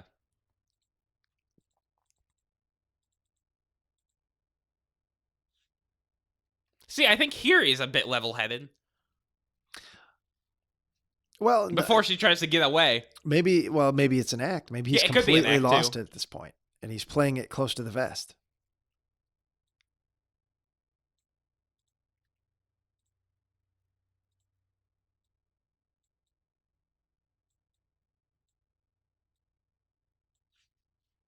Now, do you know anything about Shelley Duvall and Nicholson?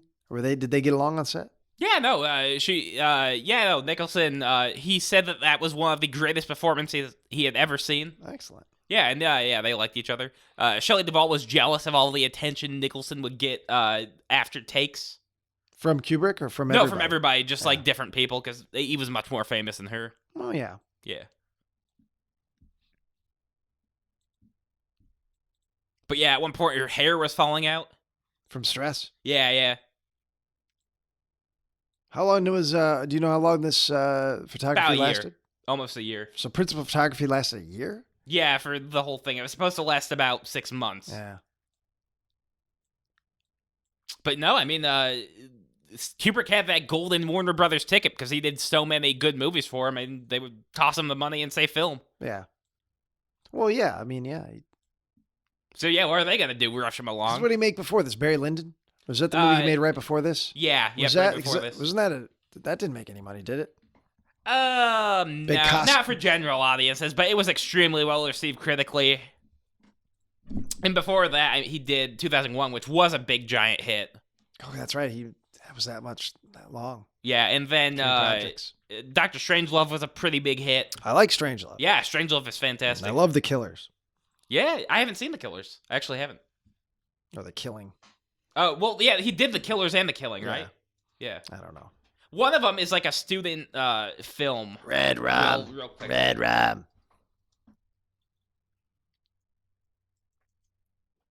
Who's talking to this? To the kid? What you mean, like in terms of? Well, he just heard "Get me out of here," and he's looking up. Was that her? Did you just see it that? might be her or Tony. Well, it wasn't him talking with his finger, so it wasn't. Tony. Yeah, but Tony is still a voice inside his head. But does Tony ever manifest itself in any way other than with the finger? Not in the film, no. Okay, so then it ain't Tony because he didn't put the finger out. The movie has created a rule that when it's Tony, it's the finger. So if you don't see the finger, then it must not be Tony. So unless it's in his head and it's a shot of his thoughts. Never mind. Oh, God. Sorry. Drink some water. Okay. I don't want to take time off the commentary, but my voice is very sandpapery. Nicholson's so angry. Yeah. Oh yeah, no, he was pissed. He's and he's just great. Yeah. And so is she. I mean, honestly. Yeah, both of them are fantastic. Best thing about this is these two. Yeah. He's gonna have to pick that up later. He doesn't realize that. That was one of Kubrick's rules. Yeah. Any always pick up what they drop. Yeah.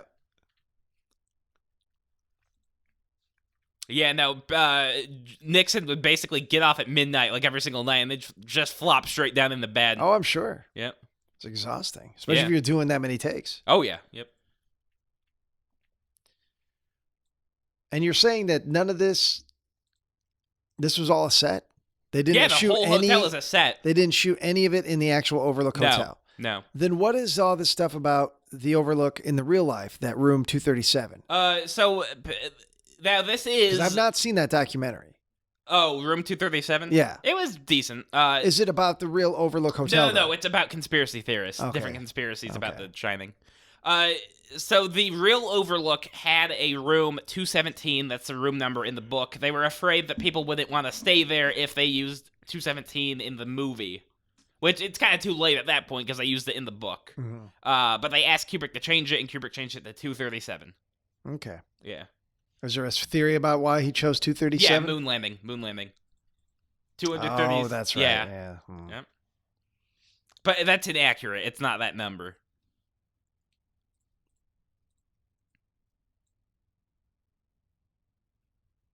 I wonder who else was up for these roles. I mean, I imagine it was offered to Stanley Kubrick, but to Nicholson, but I would venture to say Duvall at least had to read for it, or maybe there was other people and the Scatman Crothers. Nicholson really wanted someone else for Wendy, but then Nicholson talked him over. Do you know who? No. Okay. Ugh, my throat's awful. God, I can smell your cough. I'm sorry. Imagine there's a death rattle too every time. Well, I ate a whole bunch of chicken beforehand. Ugh. Yeah, no, we had a bag of roasted chicken, and I ate 3 pieces. Where'd you get it for from? breakfast? Kroger's. Oh, what time did you for breakfast? What time did that? 7 a.m. So you got up at 7, ate some bunch of cold chicken. Yeah, I warmed it up. What'd you do with yourself today? Researched The Shining. Okay. Yeah, I watched the miniseries. I looked up some theories. Yeah. Yeah.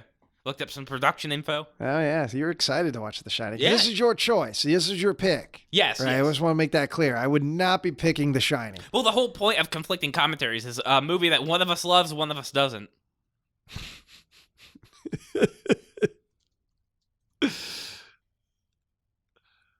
I think that's the thing, Joe. You love this movie, so you're not, there's no,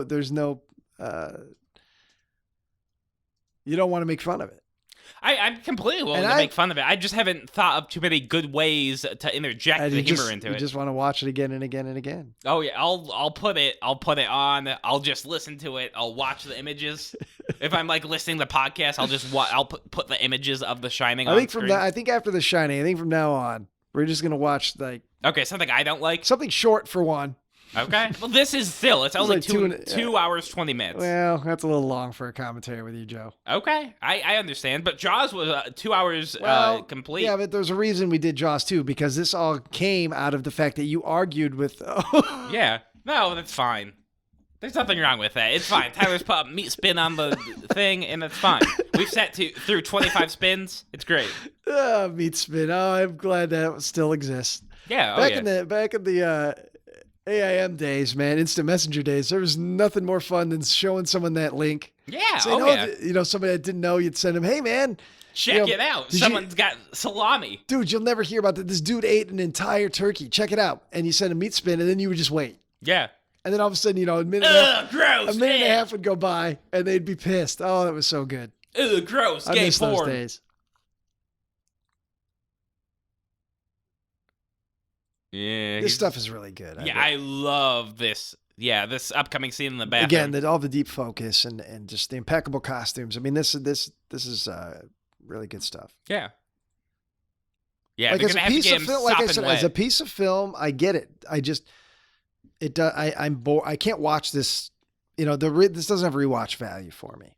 Yeah. For me, it does. For me, I love watching it. I know it's a great film and it's a masterpiece and this and that, but it's just. Man, speaking of The Changeling, if we were sitting here, I'd much rather be watching The Changeling. Have you ever seen the European cut of The Shining? No. That removes about 30 minutes to get them to the hotel as fast as possible. And that's not why. I mean, it's not that I have a problem with the length of the film at all. Yeah. For the commentary, that's one thing. It's I think a lot of it's a very slow burn, slow rising action, and I don't feel it. Well, I think we could have gotten to this stuff earlier, and it would have been just as. Yeah, that's what the European cut does. And not because it's 2.5 hours. It's because what we've just went through wasn't that. I don't know. Yeah, you have to make sure to set up the character motivations for people who haven't read the book. Well, that's what I mean. I don't know what his motivation even is, other than he's going crazy. Well, I mean, his motivation is, as established in the movie, he got fired from his teaching job. He's an alcoholic. I know that, but I mean, don't know why everything choice he's made after he gets to the hotel, he's making these choices, other than the fact that, yes, he's either going crazy, he's returning to his alcoholism, or in fact, there is a malevolent spirit in this building, and it's causing all these things. Yeah. Oh, yeah. But again... I'd like to get Nicholson stopping wet. It would just be fun to push him into a pool or something.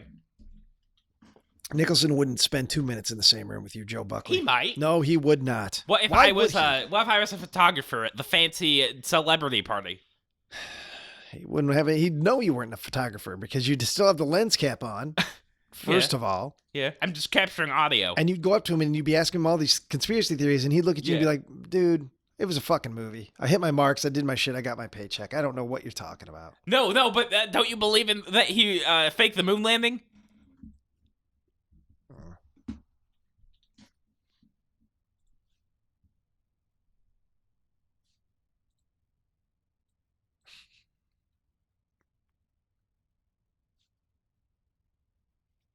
I love the soundtrack just backing through this whole thing. Yeah.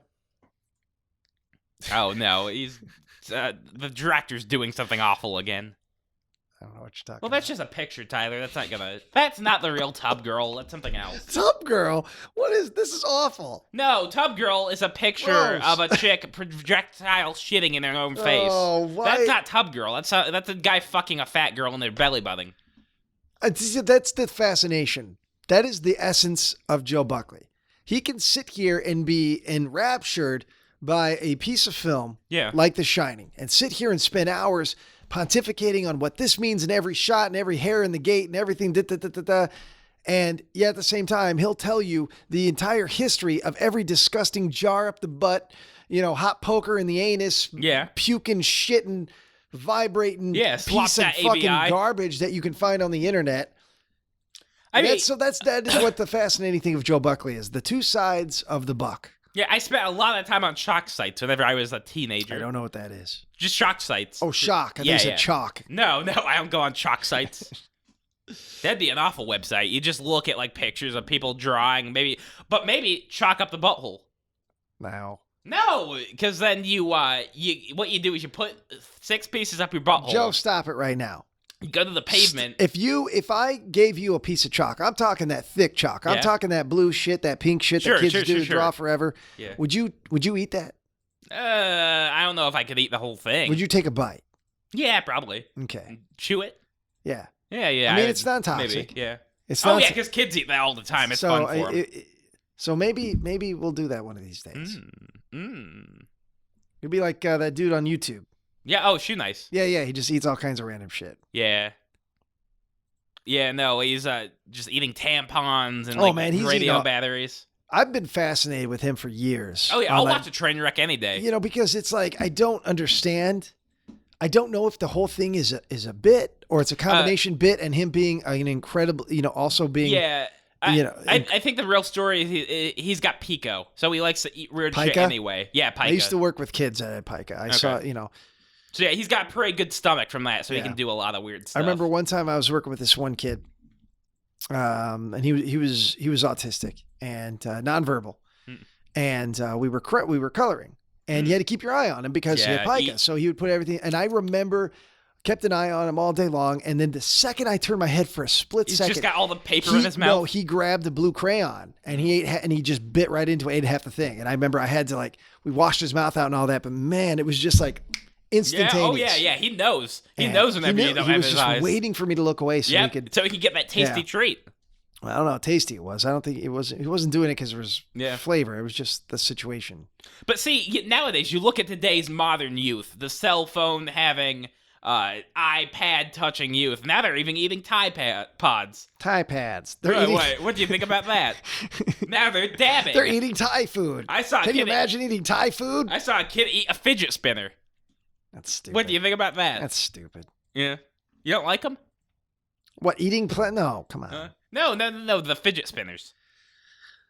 I don't know. I don't have an opinion on fidget spinners. Okay. Yeah, now that the fad's over, they're all going to be melted down and the ball bearings will be reused for skateboards. Oh, yeah. That's the official plan, yep. Because there's billions of the little things. The official plan of who? Everyone who owns fidget spinners now. So they're all going to melt their own fidget spinners down because they're all into skateboarding. They all own skateboards, and now they're going to take those ball bearings and put it on their skateboards. All the retailers who are stuck with lumps of plastic shit that they can't sell. Their plan is they're going to sell them back to a company who will melt them for skateboard ball bearings. That's the plan. Where'd you read this at? Internet. Where on the internet? Probably Reddit or something. Okay. I like my Reddit. Okay. That was Consumer Weekly or reported, something where it was like a legit company's like, hey, This is it was probably made by a guy who works at a legit company. Yeah, I'm sure it was. Yeah. Or it was made by a dude exactly like you. Just talking bullshit because he's got nothing to do with his life. I don't really believe in facts. I just think things are shades of gray. So if you take a fact and you just boil it down, what it really is an opinion that enough people believe in. So if I took this candle right here, and I put the flame up to your fleshy shit under your chin, and I burned you, it would be an opinion that your skin is burning? I think it would be an opinion that it's still currently burning if the flame is held non-closely the skin enough. You are on fire. And that's a fact, okay? You're on fire. Yeah. But is there a way to distill, or whatever the fuck you said, turn that fact into just an opinion? I mean, what is matter, really? I mean, what's burning? I mean, why? Okay. Maybe we don't know. I thought you would do better than that. Never mind. Okay. No more movies you like from now on, Joe. Okay, we'll just do all the ones you like and I don't care for. Or shit neither of us have seen. Okay. Yeah, we could do Feast 3. I've only seen the first Feast movie. Yeah, I hear number 2 has a good baby eating scene, but other than that, I haven't heard much of it. I didn't like Feast 1. Mm. But I do follow the writers, Marcus Dunstan and Patrick Melton. They're doing Scary Stories to Tell in the Dark with Guillermo del Toro right now. Oh, huh. That's good. They're probably the most successful people to come out of Project Greenlight. All told, because that's Feast came out of that. John Gulager still directs movies, but they're not at the level of Dunstan Melton. I mean, success They're level. not tied in with After Dark Fest, are they? No, they wrote Saw like 3, 4. They brought a bunch of the Saw movies. They were gonna do Halloween before the deal fell apart, and then it became Zombie. This movie. Oh, this new one. Okay, after Zombie. No, yeah. That was done. I mean, that was green that was going to happen, and I don't know how it fell apart. Well, they were gonna do like a found footage Friday movie. They got all kinds of plans for slashers. Blumhouse came in and yeah. Here comes old nasty Torrance taking the batteries out. Yeah.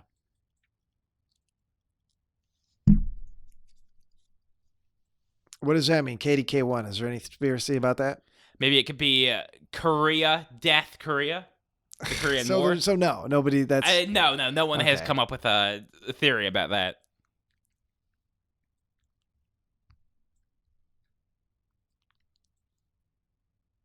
Although maybe like you've got like the American flag on the desk, you've got like the map of U.S. country right next to it. So I don't know. A nice eagle statue in the background next to the fake window.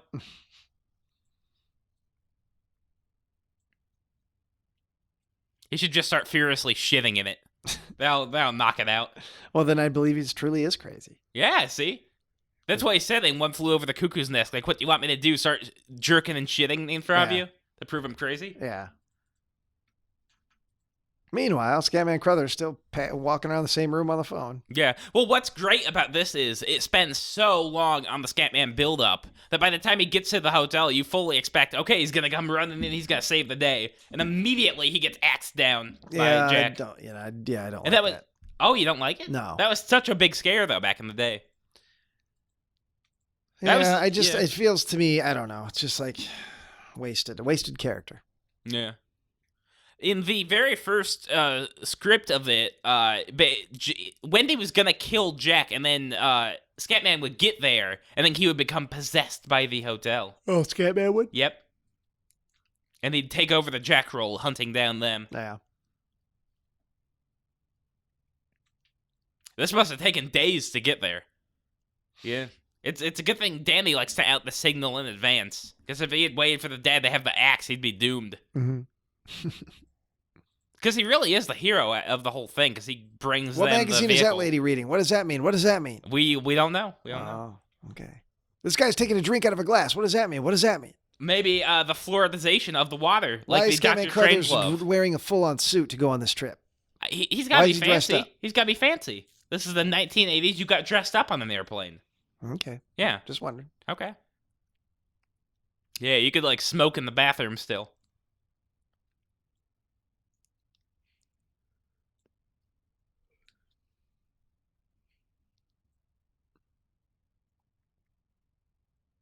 Yeah, he's probably they analyze what he's actually typing. Do those keys actually correlate to any real letters? Like Kubrick microphoned his own keyboard, typing all work and no play, because the keys make distinct key sounds. Yeah. But I think what he might actually be typing is gay Naruto fanfiction. I don't know what that means, and I'm all the better for it. Probably. All the better for it.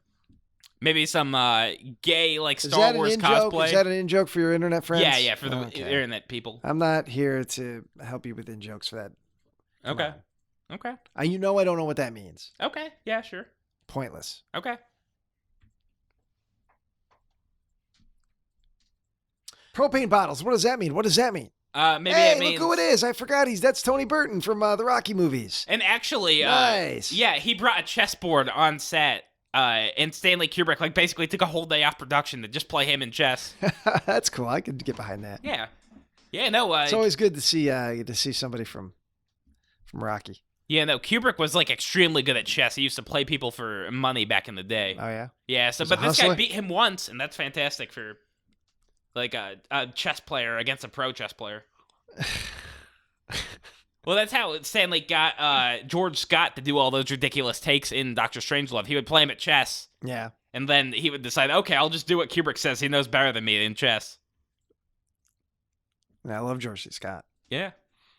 Yeah, and the movie is absolutely better for the comedic performance. Well, yeah. But George C. didn't want to do that.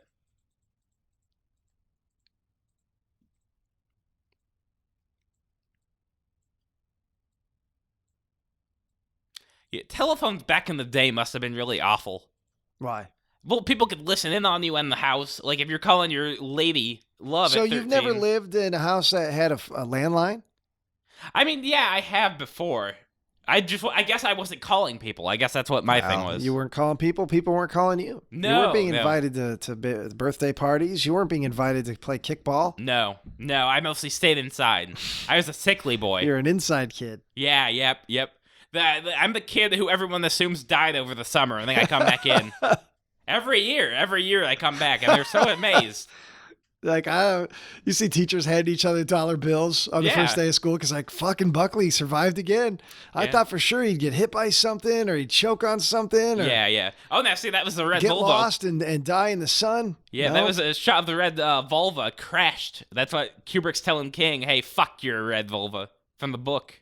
No, that's not Kubrick saying that. Kubrick No, it was. did Stanley Kubrick say that? From that shot, yes. The characters drive up in the book in a red Volvo. He changed it to yellow, and he has a shot of the crashed red one.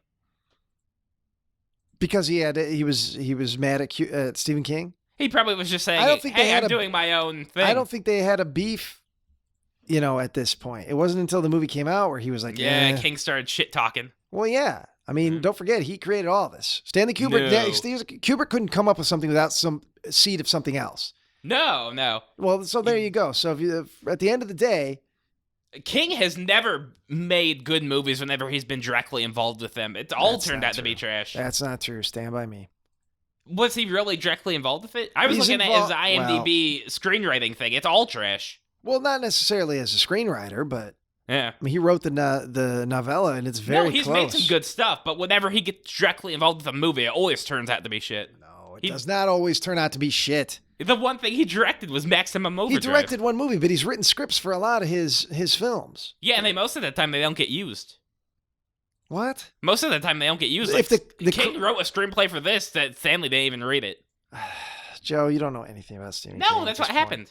It doesn't matter. I'm saying there's plenty of movies that he wrote the scripts. Fucking Creepshow, first of all. Creepshow is really good, and he plays a good role. Some people hate him in that. And he co-wrote the damn thing. He wrote all the stories, but that was Romero directing it. And a lot of the films all right, you know what, motherfucker? Okay. You're getting my fucking dander up again. Okay.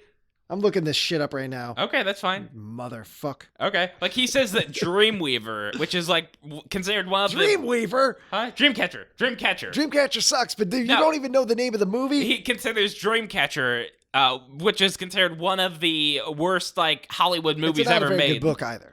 It's not a very good book either. Yeah. But when you put out as much stuff as he does, you're not going to have hits every single time. But my God, the stuff he's created. He said something. I said he's made really good books, but whenever he gets directly involved with a movie, books. He's wrote them. He makes good books. Well, sir. he's wrote like 400 of the things, so eventually he's got to be decent. All right, you Joe Buck. Okay. Illiterate cuck. No, wrong. Let's see what he's written his own scripts based. Let's go through. There's a lot to go through. There it's going to take much. me a second.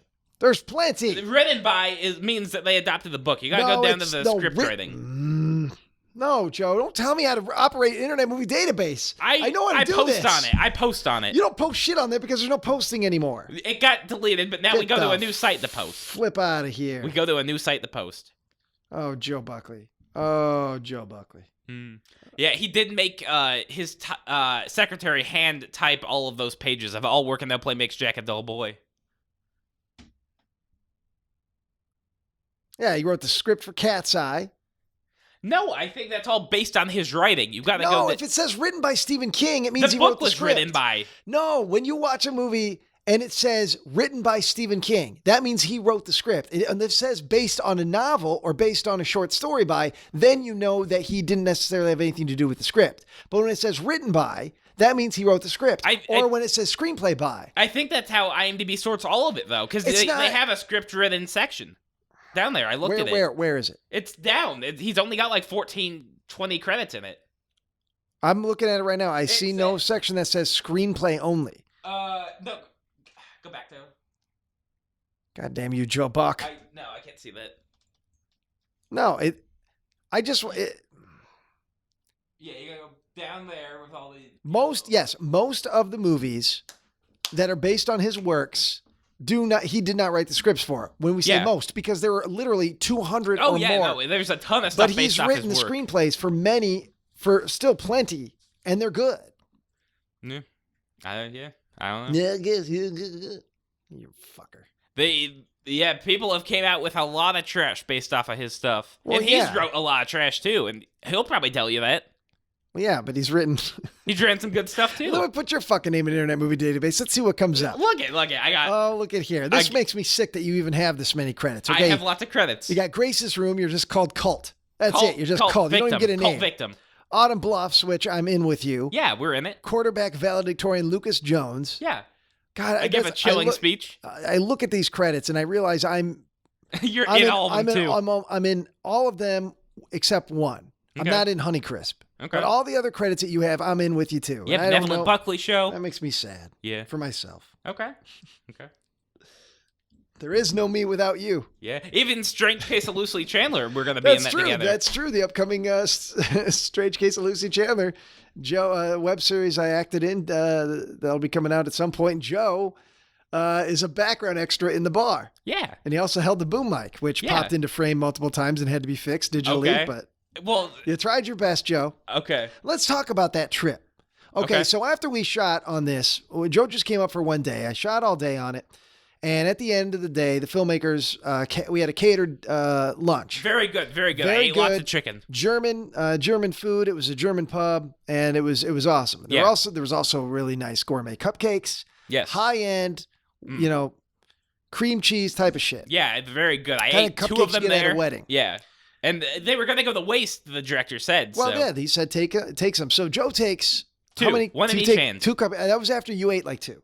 2 or 3, He takes 2 cupcakes. We get in my car. We're driving back from Chicago. We stop in the suburbs at a Walgreens or a CVS. Yeah. To get something to drink. Those. And as he gets the door open and we park, he jumps out of my car with such gut-jiggling abandon that he smashes those cupcakes against the ceiling of my car. I only got one. The other one was safely in the hand. I see this buttercream frosting smushed on the roof of my car. I immediately start berating him in public because I don't care. No, and I was sorry. He might as well be my son. Yeah, pretty much at this point. And I made him throw those cupcakes in the bush. Yeah. I said, I wish I had them later. I said, you throw those 2 cupcakes in the bush or you're staying here in the Plainfield or wherever the fuck we were. Yeah. And I did ask the gas station employees if they had magic cards. You did. As I'm waiting in line, I can't find you, and you're haranguing every high school kid there, asking if they sell magic cards. Yeah. And they didn't. No, they did not. Oh, well. And then the whole drive home, the rest of the drive, all you do is talk about Albert Fish. Yeah. It's all you talked about. Albert Fish? I remember seriously thinking I should just leave you on the side of the road and forget you exist. Yeah. I thought about it. Okay. I had an internal debate. I had an angel on my shoulder and a devil on my shoulder, and they were both telling me to dump you for dead. Okay. On the side of Interstate 80, but I didn't do that. Thank you. That's good. I thought better of it. Oh, yeah, because I would have been... And as I sit here, suffering through The Shining... Oh, it's so good. You're not making me laugh. You're not telling me jokes. I'm trying, but I'm not getting any good placements to put them in because it's such a good movie. and I wonder if I made the right decision. I don't know if you did or not, but it's a good thing you didn't leave me there because I would have immediately been scooped up. I would have been prime rib for prostitution. Yeah, right. Yeah.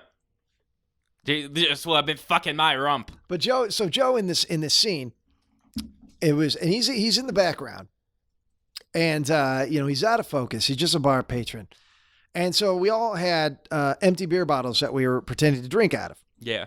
I think I had a full one though because I was Yeah, you're in focus. You're nice and focused. On camera, but everyone else, they don't need. But Joe, who had bought a Nas, at a very sketchy gas station on the south side where we were shooting. There was glass in the thing. There was like plastic in the window, right? Where you paid. It was a very sketchy place that we went to. They had like beef jerky or something for a discount. Well, Joe was trying to haggle. Weren't you trying to haggle a little bit on the beef stick? Yeah, maybe. You were trying to get him to bring the price down. I think it was something like it said it was less than it rang up as. Yeah. Well, anyways, so Joe brings the Nas with him. He pours it into the beer bottle to give him something. He needed to have some real liquid. And I'm a method actor. And he walked up to the director and he's like, "Oh, hey, I put Nas in my beer bottle. Is that okay? Make it look like real beer." And the director just laughs because at first I think he thinks you were kidding. Then he realizes you were being real and you were wanting recognition for this. Yeah. And he felt sorry. I want big thumbs up. And he just kind of smiled and goes, "Good, Joe, good."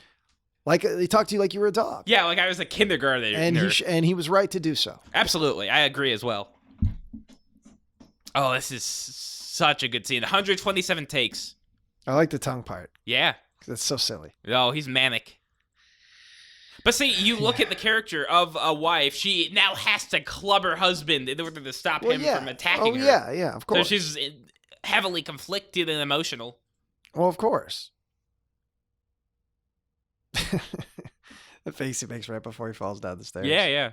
That would have been tough. That was a good stunt actor. Oh, yeah, stuntman. Yeah. What else did you do on the set that day? Oh, you were babbling about the other extras that were hired to play bar patrons. They would just like, we'd be in between scenes or in a break or whatever, and Joe would be babbling about his normal shit, and these people would you'd see them turn away from their own conversations.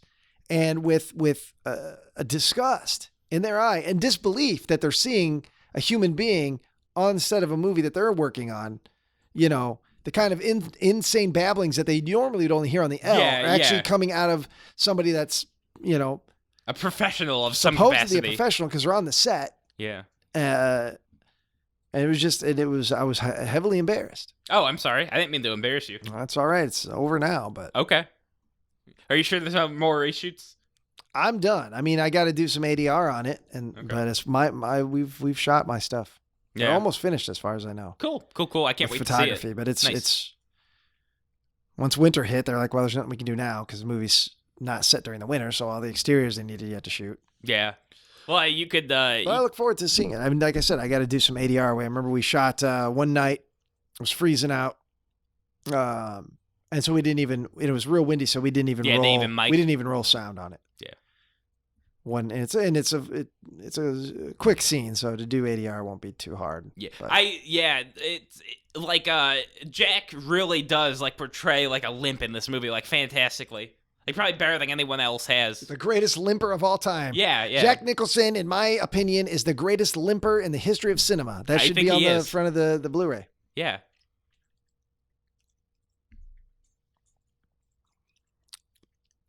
See, and this is a really inventive shot, too.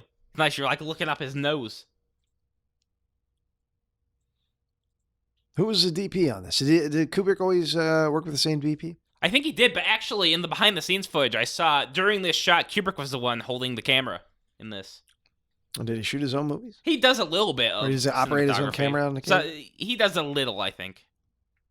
If he wants a really weird shot or something, or if he's been real particular that day, he might take over. John Alcott. Okay. Oh, yeah. A lot of Kubrick movies he's done. done. Looks like he did Terror Train. That's a really good slasher. Very interesting. Okay, so looking up this guy's credits, okay, he shot A Clockwork Orange. Yep. Barry Lyndon, The Shining. Oh, this is a photographer. But then he goes and he does Terror Train. He does Vice Squad, The Beastmaster. He Whitewater Summer with, I believe that's with Sean Astin and Kevin Bacon. And interesting, because he was doing some low budget shit, and at the same time, gotta find work in between the Kubrick stuff. I find that very interesting. Yeah. So I imagine if you were shooting Vice Squad, And the Beastmaster, I know that was Don Coscarelli, the movie he made right after Phantasm, but to get the guy who shot I mean, you think he'd have been more in demand. Yeah. Shooting bigger projects after working with Kubrick a couple of times. But Yeah, absolutely. I don't know. He shot Terror Train. Wow. Yeah. Who'd have thought? Yeah. I mean, Ebert was disgusted by Clockwork Orange. That's the only Kubrick movie he gave less than 3.5 stars, pretty much.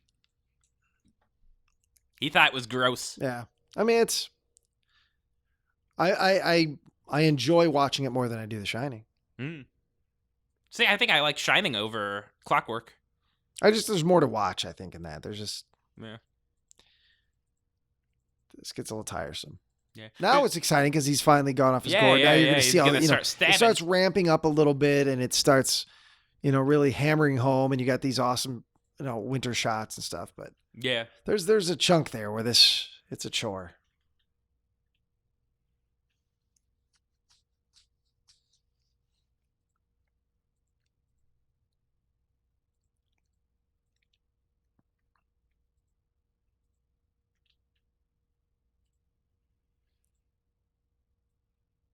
Oh. Yeah. Yeah, one thing I noticed is that's a really weird looking knife. It's giant, but it's also not. It's like a sword. Yeah. Looks like Sting. It's like the same stingray that killed old Irwin. No. Steve Irwin. Is it Sting? The Hobbit? Yeah. Bilbo and Frodo's sword? Yeah. Kind of reminds me of that. He's just sleeping on the rice. Yeah, he's a little hungover. That's all right. He had a long day. There's only one remedy for that. Big old can of Dinty Moore stew. Or maybe some milk. People say you can take milk. Probably got some powdered milk. Yeah.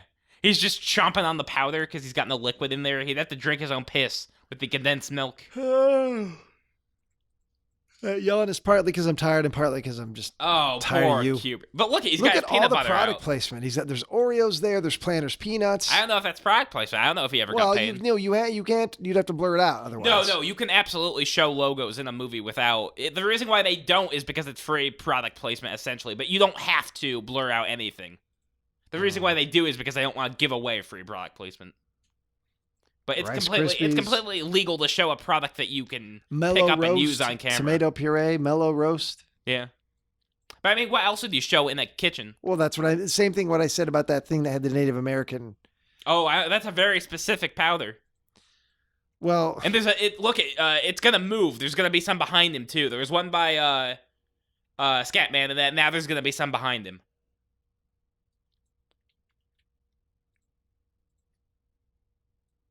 Look at all those. Mm-hmm.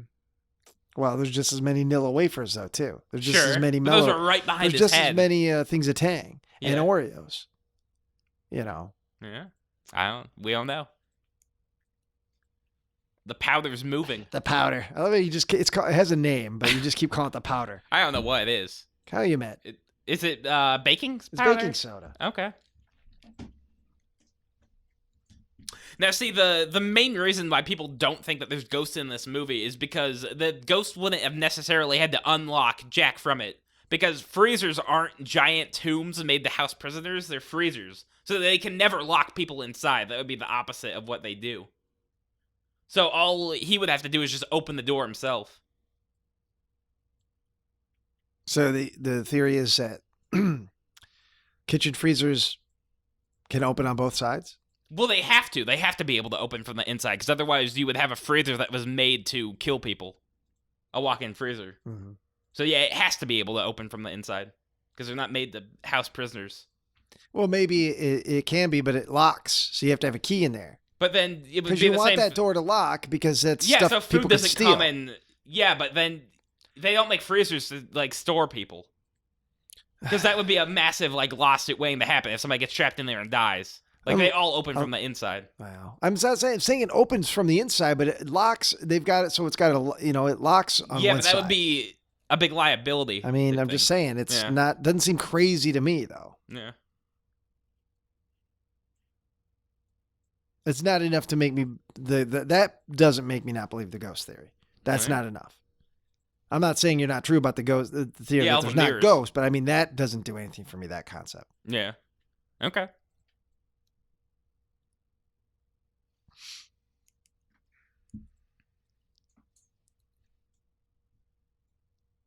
Now, see, So these people that believe that there is no ghosts, Yes. that it's all in his head. Yes. What do they think about the concept of The Shining, though? Is that just a coincidence that this old man and this kid have this power? That How does that tie in? I mean, that could still be real. It would just be that, like, Jack doesn't have the Shining, so why would he see ghosts if ghosts aren't real? Okay, but if ghosts aren't real, then what is The Shining that this man and this kid have? I mean, that's understood that they have this. Yeah. I mean, the Shining, it could just be like telekinesis or something. You can have what's that with the that kid? ghost. So what's the kid seeing if there's no ghosts? So is he not seeing those little girls? No, Is he not seeing the blood? I mean, he could still be seeing it, but it would just be visions like in his head. So the kid's crazy, you're saying too. Well, I mean, the kid's crazy because he's talking So with the his kid's finger and drawing on. So the kid is hallucinating just like his dad all the time. It's not hallucinations, but it's like just like. Well, he's seeing things that aren't there. And yeah. A vision, you're seeing things that aren't there. Yes. So the hallucinations, that's the definition. Yes. Yeah. He's hallucinating. Yes. That's the theory. So in this theory, the dad's going crazy for alcoholism or whatever reason, and the kid is also kind of crazy. Yeah, well, all three of them are going crazy. It's a movie about a family locked so up and going crazy forever. What is he feeling? What is his connection? I mean, because remember, he woke up and saw and felt things. Yeah. Based on what Danny was feeling. Maybe he just had a bad hunch. He was doing all this on a fucking hunch. Yeah. Okay. Maybe he had some bad eggs and it made like a gas. I'm just trying to. If you want to throw a theory, there's questions need to be answered. There's holes in these theories. Yeah. Now look at that naughty young boy. He's stealing his mommy's lipstick. Huh? He's stealing his mom's lipstick, drawing on the. Oh, because he needs something to write with, and there's no marker there, so. Yep.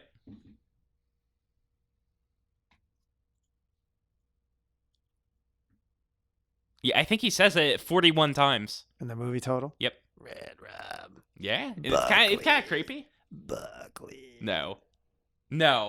What's Buckley backwards? Ilakaba.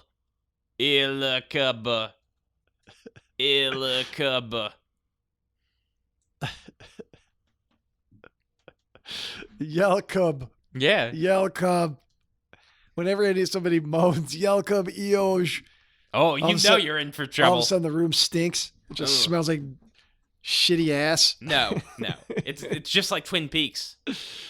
Oh, it's just like Twin Peaks. So everyone's talking about it, but everyone is kind of like meh on it. They No, I think everyone knew it was the greatest 18-hour-long film ever made. Boring. No. Boring. I'm not saying that the show's boring.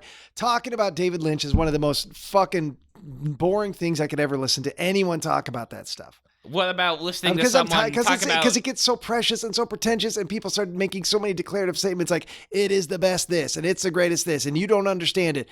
It's insufferable. I'm not saying Twin Peaks sucks. I'm saying Twin Peaks, listening to people talk about Twin Peaks is hell on earth. I don't know. I thought the owls are not what they seem. That's what I mean. It's just like everybody goes, it goes on and on. It's just like, oof. Yeah. I'd like my coffee as black as a moonlit sky on a starless night. Hearing people wax on about what they think it means. Yep, damn good cherry pie. Like you and Tad's podcast. Oof. You couldn't get through it? What? No. What do you got against Best Boys? I don't got anything against Best Boys in and of itself, but that Twin Peaks bit. Okay. Oof. Okay. See, I thought that one went pretty well. That one we had like nice hour-long podcasts. Well, I'm glad it wasn't just shit talking all the whole time and weird in jokes, but there's still plenty of that stuff. Yeah, sure. For this one, they built weak doors so that Jack could easily burst through them, but he was actually a volunteer firefighter. So he kept bursting through the doors in like one swing, and they had to build stronger doors. Yeah. That'd be fun as a kid to do. Well, look how pristine that powder is. Yeah. So, I mean... Maybe they're tying it in with the Native American genocide, the powder cans. Exactly. Well... Yeah, look at all that talcum. Yeah.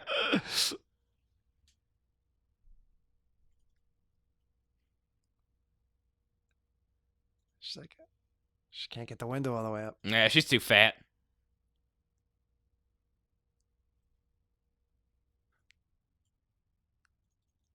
Yeah, she should try like kicking it, but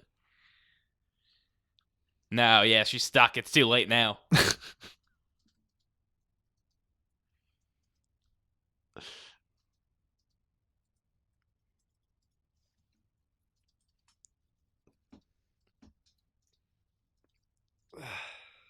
Yeah, no, but it is a really, really nice snow scene. See, I love all the powder because it's like Kubrick is coming all over my face and butt.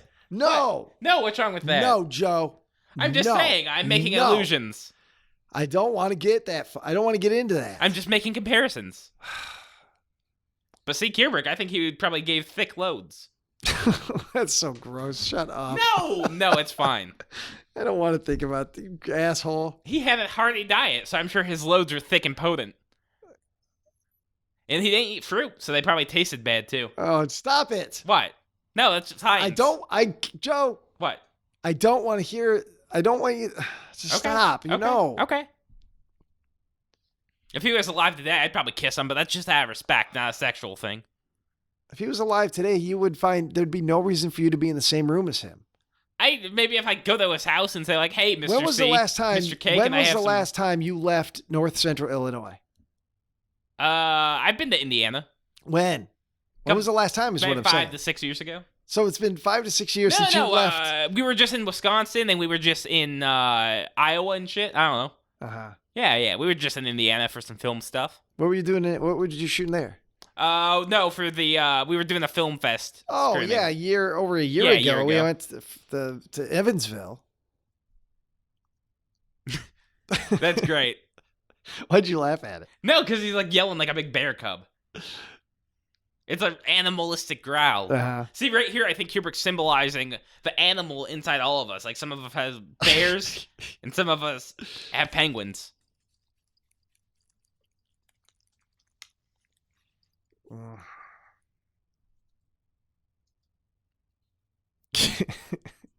Well, the animal inside you is a stink bug. No, that's completely wrong. One of those awful stink bug, ladybug hybrids. Yeah. No, I think I would be like, have you ever seen the praying mantis? Yes, I move a lot like them. I eat a lot like that. No, the director of all this stuff won't watch me eat. He's disgusted. I'm disgusted. I got a video of you shoving meat in your mouth on the set of Benevolent Buckley, squealing. Oh, that's right. I'm an actor now. Yeah. It's awful. Yeah. The fact that I was egging it on, I'm ashamed of myself. I mean, listen, you can only be ashamed of what you do, not what others around you do. So even if you egg on someone to maybe, like, I don't know, spank themselves or, like, I never did that. Huh? I didn't do that. Okay, that's good. I didn't make you spank yourself. That's good. You didn't make me shove anything up my ass? No. I'm saying you didn't. I know this, but I don't want you to transition into talking about anything going up your butt. Anal penetration? Stop it. Is that bad? It's bad hearing your voice say those words, yes. Okay. It's a kink. It's fine. It's a kink. People like it. Everything that comes off the internet. Joe, you talk about things with zero life experience in them. Life experience. You're saying I've probably never stuck anything up my ass. I'm not saying you haven't placed stuff upside your butt. I have no idea what you do by yourself. Okay. But you speak with authority on so many things when it comes to human beings in general. Yeah, sure. Oh, it's a kink. It's okay. People do it all the time. Yeah, it's okay. People like to watch guys put jars up their assholes and break it off. Yeah, no, that was an accident. That wasn't a fetish. That was just a whoopsie daisy. It broke. But it's like America's Funniest Home Videos whenever, like, a dad falls off the trampoline and there was beer cup. Except this time the beer went up his own asshole and broke. No, because it's relatable to watch somebody on a trampoline because people like to do that kind of stuff. Yeah. It's endearing. Yeah, exactly. There's like a relatable one man, experience. one jar. There's a relatable, but nobody knows what putting jars up their butt is like. I think... And you live in a world where you think... Yeah, it's completely fine. Look it's out there. He adjusts his camera. Is that it? Is this what I'm watching right now? Yeah, this is one man, one jar. Why? World famous. Oh, this is fucked. I can't see anymore. Okay. I'm going to puke. It's not that bad. It's just bloop, bloop, bloop, bloop. No, Here it's it goes. awful. And the fact that you don't think it's that bad, Joe. Well, see, one man, one jar is actually you have a very skewed sense of what the average human being It's actually it's one of the only videos that still makes me cringe a little bit because of the heavy blood loss. I don't like watching bloodletting. That's one of my things I don't like. So I'll watch a man stick whatever up whatever, but if it's a lot of blood, I don't like that. Why do you enjoy watching that? What do you get out of it? It's just funny. Just funny. Why do you find humor in that? Because it's like a guy with like a screwdriver up his own cockhead. I mean, that's how is that funny though? Because now he's got a messed up cock and he did it to himself. And so you're laughing at him because you think he's got something wrong with him to mutilate his body to such an extent. Well, so you don't think this is a natural thing that everybody's been into. That's why you laugh at it. Is that what you're saying? This is just taking to such an extreme that it's funny. But you don't also does it make you sad that there are people out there that are willing to do that? No, because people can do what they like to do. And it just makes you feel exhausted with human beings? No, I think maybe that's just me, but when I see shit like that, I'm just like, fuck, man. The humanity is just like... I'd rather see 1,000 people stick a jar up their asshole and break it than see one librarian try to ban a book from her library. Listen to you. Yeah. Little activist Joe Buckley. You should go down to the Oglesby Library. You should get on a milk crate. You should have a little boombox. No more book ban. You should have a boombox playing a Star Spangled Banner, and you should declare, I would rather watch 20 million men. Yeah. Shove drills and cattle prods up their urethra, then watch one librarian. I don't think librarians are the ones banning books, but sometimes they do. So old lady librarians, sometimes they'll ban. Anti-censorship Buck. Yeah, I don't like it. Old lunch bucket Joe. Yep. I'm a ham and egger. I don't believe you eat ham or eggs. I don't like eggs. I'm okay with ham. Oh, yeah. Weren't you eating a bunch of cubed ham that time we went to that? Wasn't that you? Probably. We went to that I'm buffet. A big meat guy. We went to a buffet of some sort, and you were just eating the cubed ham that's supposed to go on salads? Well, if I was at a buffet, if they had any other type of meat, I wouldn't be doing ham, because ham is a lesser meat. It's the other white meat, man. Ham's good, man. What the fuck are you talking about? Yeah, come on. Nice chicken, pork. But see, that could be little Danny, unfortunately. We don't know. I think it's just weird imagery just because it's weird. Well, it's also from the book. Yeah, it's just creepy imagery, and exactly. Yeah. And sometimes that's okay. I guess that's one of the points I've been trying to make. Sometimes surface level shit is totally okay. Not everything has to have 14 different levels and facets. Yeah. If it can, that's fine. But at the end of the day, it shouldn't be, at the detriment of the actual story. So if a movie doesn't work, but as itself, but there's a whole bunch of little ins and outs, that's cool. But that means the movie still failed. You know what I mean? I think The Shining completely works on its own as a movie. You don't even need to read the book to enjoy it. Well, I'm not saying you ever. No, you don't. Again, I'm not judging this movie as an adaptation. I've already come to the conclusion that as an adaptation of an existing work, this is a poor example. Yeah, but you could say as its own entity, because they are apples and oranges. You can't compare them. Yeah. As a film, I understand its importance and that it's a good movie. Yeah. I don't have to like it at all to still understand and respect it and know. I'm not one of these fucking idiots that's like, because I dislike it, it must be a piece of shit. No. Well, that's good at least. That's good. Well, no, because I'm intelligent. For Christ's sake, I know. And a lot of people on the internet don't. They say this is bad poopy movie. They think if they don't like it, it must mean it's a piece of shit. Mm-hmm. Well, I don't buy that. Yeah. There's a lot of stuff that I love that I know is crap. If you look and vice versa, there's a lot of stuff that is awesome that I just can't hang with. If you look at the movie Starship Troopers, I mean, that deliberately subverts the book, because the book is a very pro big government fascist. Yeah, you're getting into a different thing though. I mean, comparing and adapting that to an action film in the 90s by Paul Verhoeven, who put stuff in there. I mean, that movie still has it's got a lot of tons of satire, just like RoboCop did. Paul Verhoeven's fantastic. Yeah. I really like his the 3 action movies he made back then.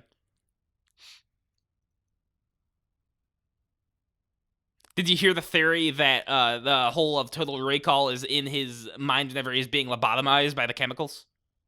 Well, there's a lot of different ways you can take Total Recall. I mean, I wouldn't call him, conspiracy. You love the word conspiracy. I wouldn't call him No, it's something that was put in the movie. There's that's the question of the movie. That's why people were confused. I remember when it came out, I saw it. Yeah. In the theater. I was probably too young to see it, but I did nevertheless. And yeah, people were like, is it really happening? Is it not happening? Yeah. Is it part of the recall? Is it all part of the trip? You know. Well, the trip that they plant into his mind is called Blue Skies on Mars. That's exactly what happens. Mm-hmm. They give back oxygen to Mars. And they detail like exactly everything that's going to happen.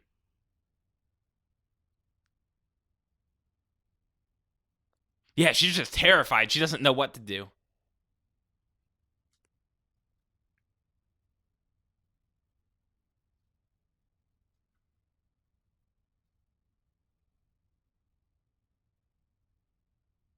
See? See? Pro-molestation theory. He's coming. He's coming, and he needs to find his son. Stop it. I think that might be it. No. See? No. See? I'm not going to listen to that. Okay. Stop it. That's cool.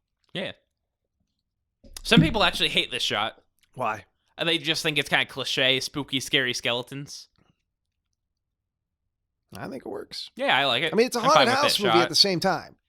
It's snobbery to be like, oh, it doesn't. Kubrick. No, it's still supposed to be a scary movie. Well, Kubrick did delete it from the European cut. Who cares? He didn't delete it from the main cut, the cut that lives on forever. No, everybody in Europe has a European cut. We're the ones who have the American cut. And this is an American movie, so at the end of the day, this is the cut. Yeah.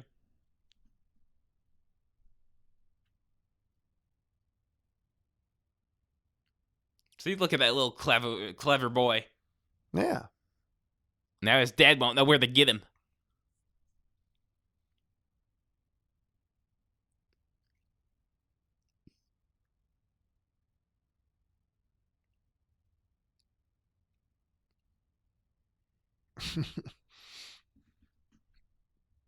Shelley Duvall. Yeah. Ever seen any of her, God, what was it? Showtime back in the 80s? No, I haven't really seen. She did these fairy tale. I heard about that, yeah. On, fairy tales. Was there nudity in them? Mother Goose, Mother Hen, some shit like that. Was there maybe some nudity or no? No, there was no nudity. It was for kids. It was for kids. You said Showtime. So what? Nowadays, they're putting nudity in everything. Maybe it was fairy tale theater. Yeah. Yeah, I like a nice butt shot in my Showtime show. Yeah. Yeah, Shelley Duvall's fairy tale theater.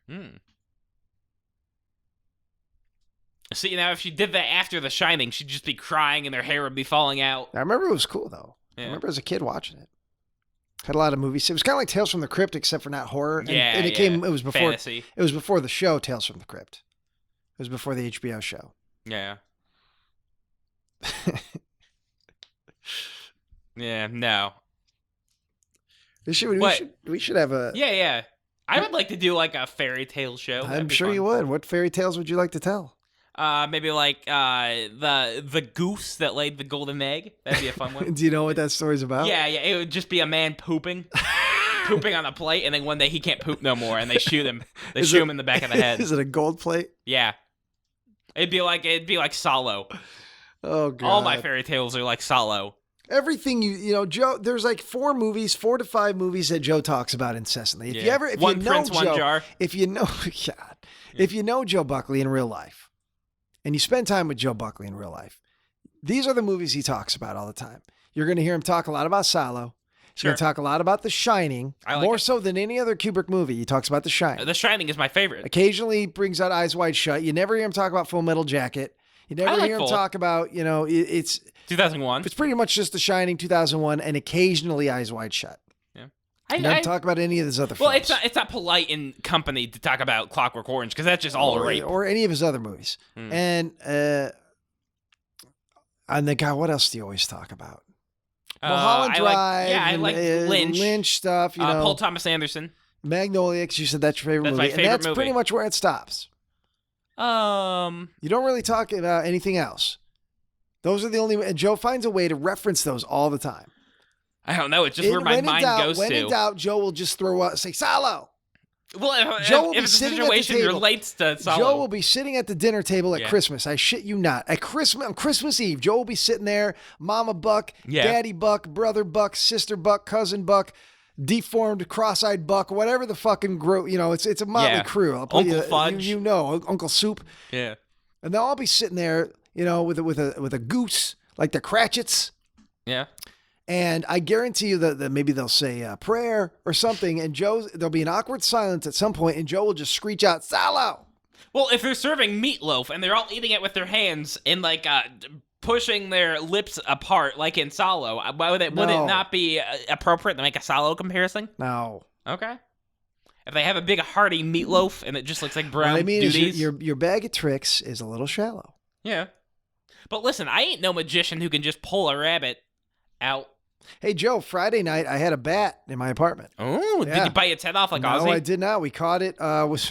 We hit it with a Swiffer. You know, the little Swiffer Yeah, things? I've cleaned with that before. We hit it with a Swiffer and stunned it. And then I grabbed the Tupperware. We covered it with the Tupperware. And then put a lid on the Tupperware. And the goddamn thing was squealing, man. Oh, yeah, they make noise. They're gross. It was frightening. Yep. And then we took it outside and let it loose. But I've been spending the last 3 or 4 nights just like chasing bats out of your apartment. Every time there's a noise, I see it's a fucking bat. Yeah. Sucks. See, now you'll become the Batman. Uh-huh. Yeah, and Nolan can make a movie about you. Yeah. Yeah. Except with you, like, eventually you get so used to the bats that your mind just gets deformed and you come in the Tupperware with a minute. Yeah, see, Joe's go-to. Yeah. If Joe had a toolbox and you open that toolbox, there would be a lot of semen. It would be just a lot of references to seed. Yeah, salty references to bad movies, references to weird, inappropriate masturbatory practices. That is Joe's stock and trade.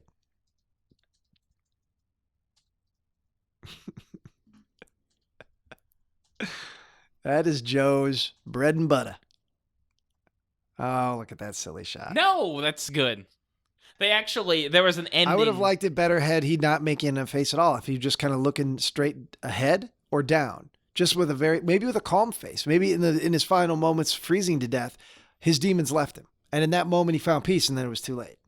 Instead of the monster bird, look crazy-eyed face. Well, I hate that shot. So for a week in theaters, it had an ending where Ullman went to the hospital where Jack and Danny were, and he gives Danny back the tennis ball that rolled, and then he says, like, oh, he froze to death. Oh, yeah. Yeah. But that's never been found again. Yeah. It got deleted from all prints. And I do like this, pushing really in on the old photo, and then you see Jack in there. That's good photo. I like that. I do like that. He was going to reshoot it, and then he figured out there's no better thing than the real photo. So this is a genuine 1920s photo. And he just put Jack Nicholson in it? Yep. Well, it's very convincing. Yeah, if you look at the actual photo in the Kubrick archives, you can see the paste job on it. But in the movie itself, it looks fine. Because the guy even has his hand on him. Yep. Yeah.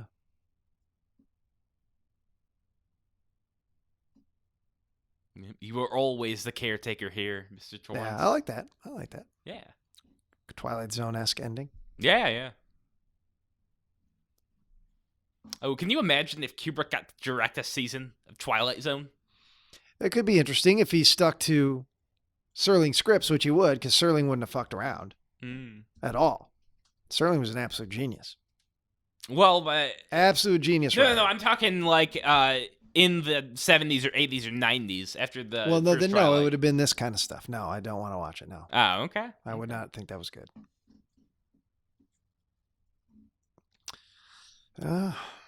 Wow. Manning Redwood. Forest Ranger 2 was played by Manning Redwood. Yeah, see, that's... see? The conspiracy theorists were right all along. What? Forest Ranger, Redwood, it all fits together now, doesn't it? Doesn't it? If you smoke enough fucking weed and you watch shit, you can find something in anything. You could be watching Gamera and being like, oh, God, this is obviously about Abraham Lincoln's rise. And no. Well, I mean, listen, if you go take Pink Floyd's Dark Side of the Moon and you put The Wizard of Oz, some trippy shit happens. Mm-hmm. Yeah. Mm-hmm. Have you ever listened to any Pink Floyd? No, not on its own. Nope. I'm fascinated by how you don't like music. Yeah, no, I don't care for it. I don't listen to much. Yeah. I've listened to a guy named Surf Jan Stevens. Oh, I know. He did Illinois. I like that. I'm familiar. Yeah. Yeah, I thought that was cool. Makeup by Tom Smith, not Dick Smith, but Tom Smith. So, what did you think of the movie now? Seeing it and commentating on it now, and I don't feel any different about it. okay, I didn't bring you like any info that made you feel better about it. Or... No, I don't feel bad about the movie. I've explained to you. I yeah, get it. Yeah. I just don't like it. Yeah. I just don't enjoy watching it. I don't own it. Okay. You know, that doesn't mean I don't recognize everything that, and I don't. The theories are whatever. There's theories for that for every movie like that. God, King Kong's got as long as my arm. I mean, there's so many things, and despite even if a director says no, that people, and you know, that's part of the fun of art, I guess. Yeah, You bring to it what you want to bring to it. But I just get tired of hearing about it. People want to spout off theories about The Shining like nobody's ever had a weird theory about any movie. Everyone acts like they're a goddamn fucking genius every time they throw something out.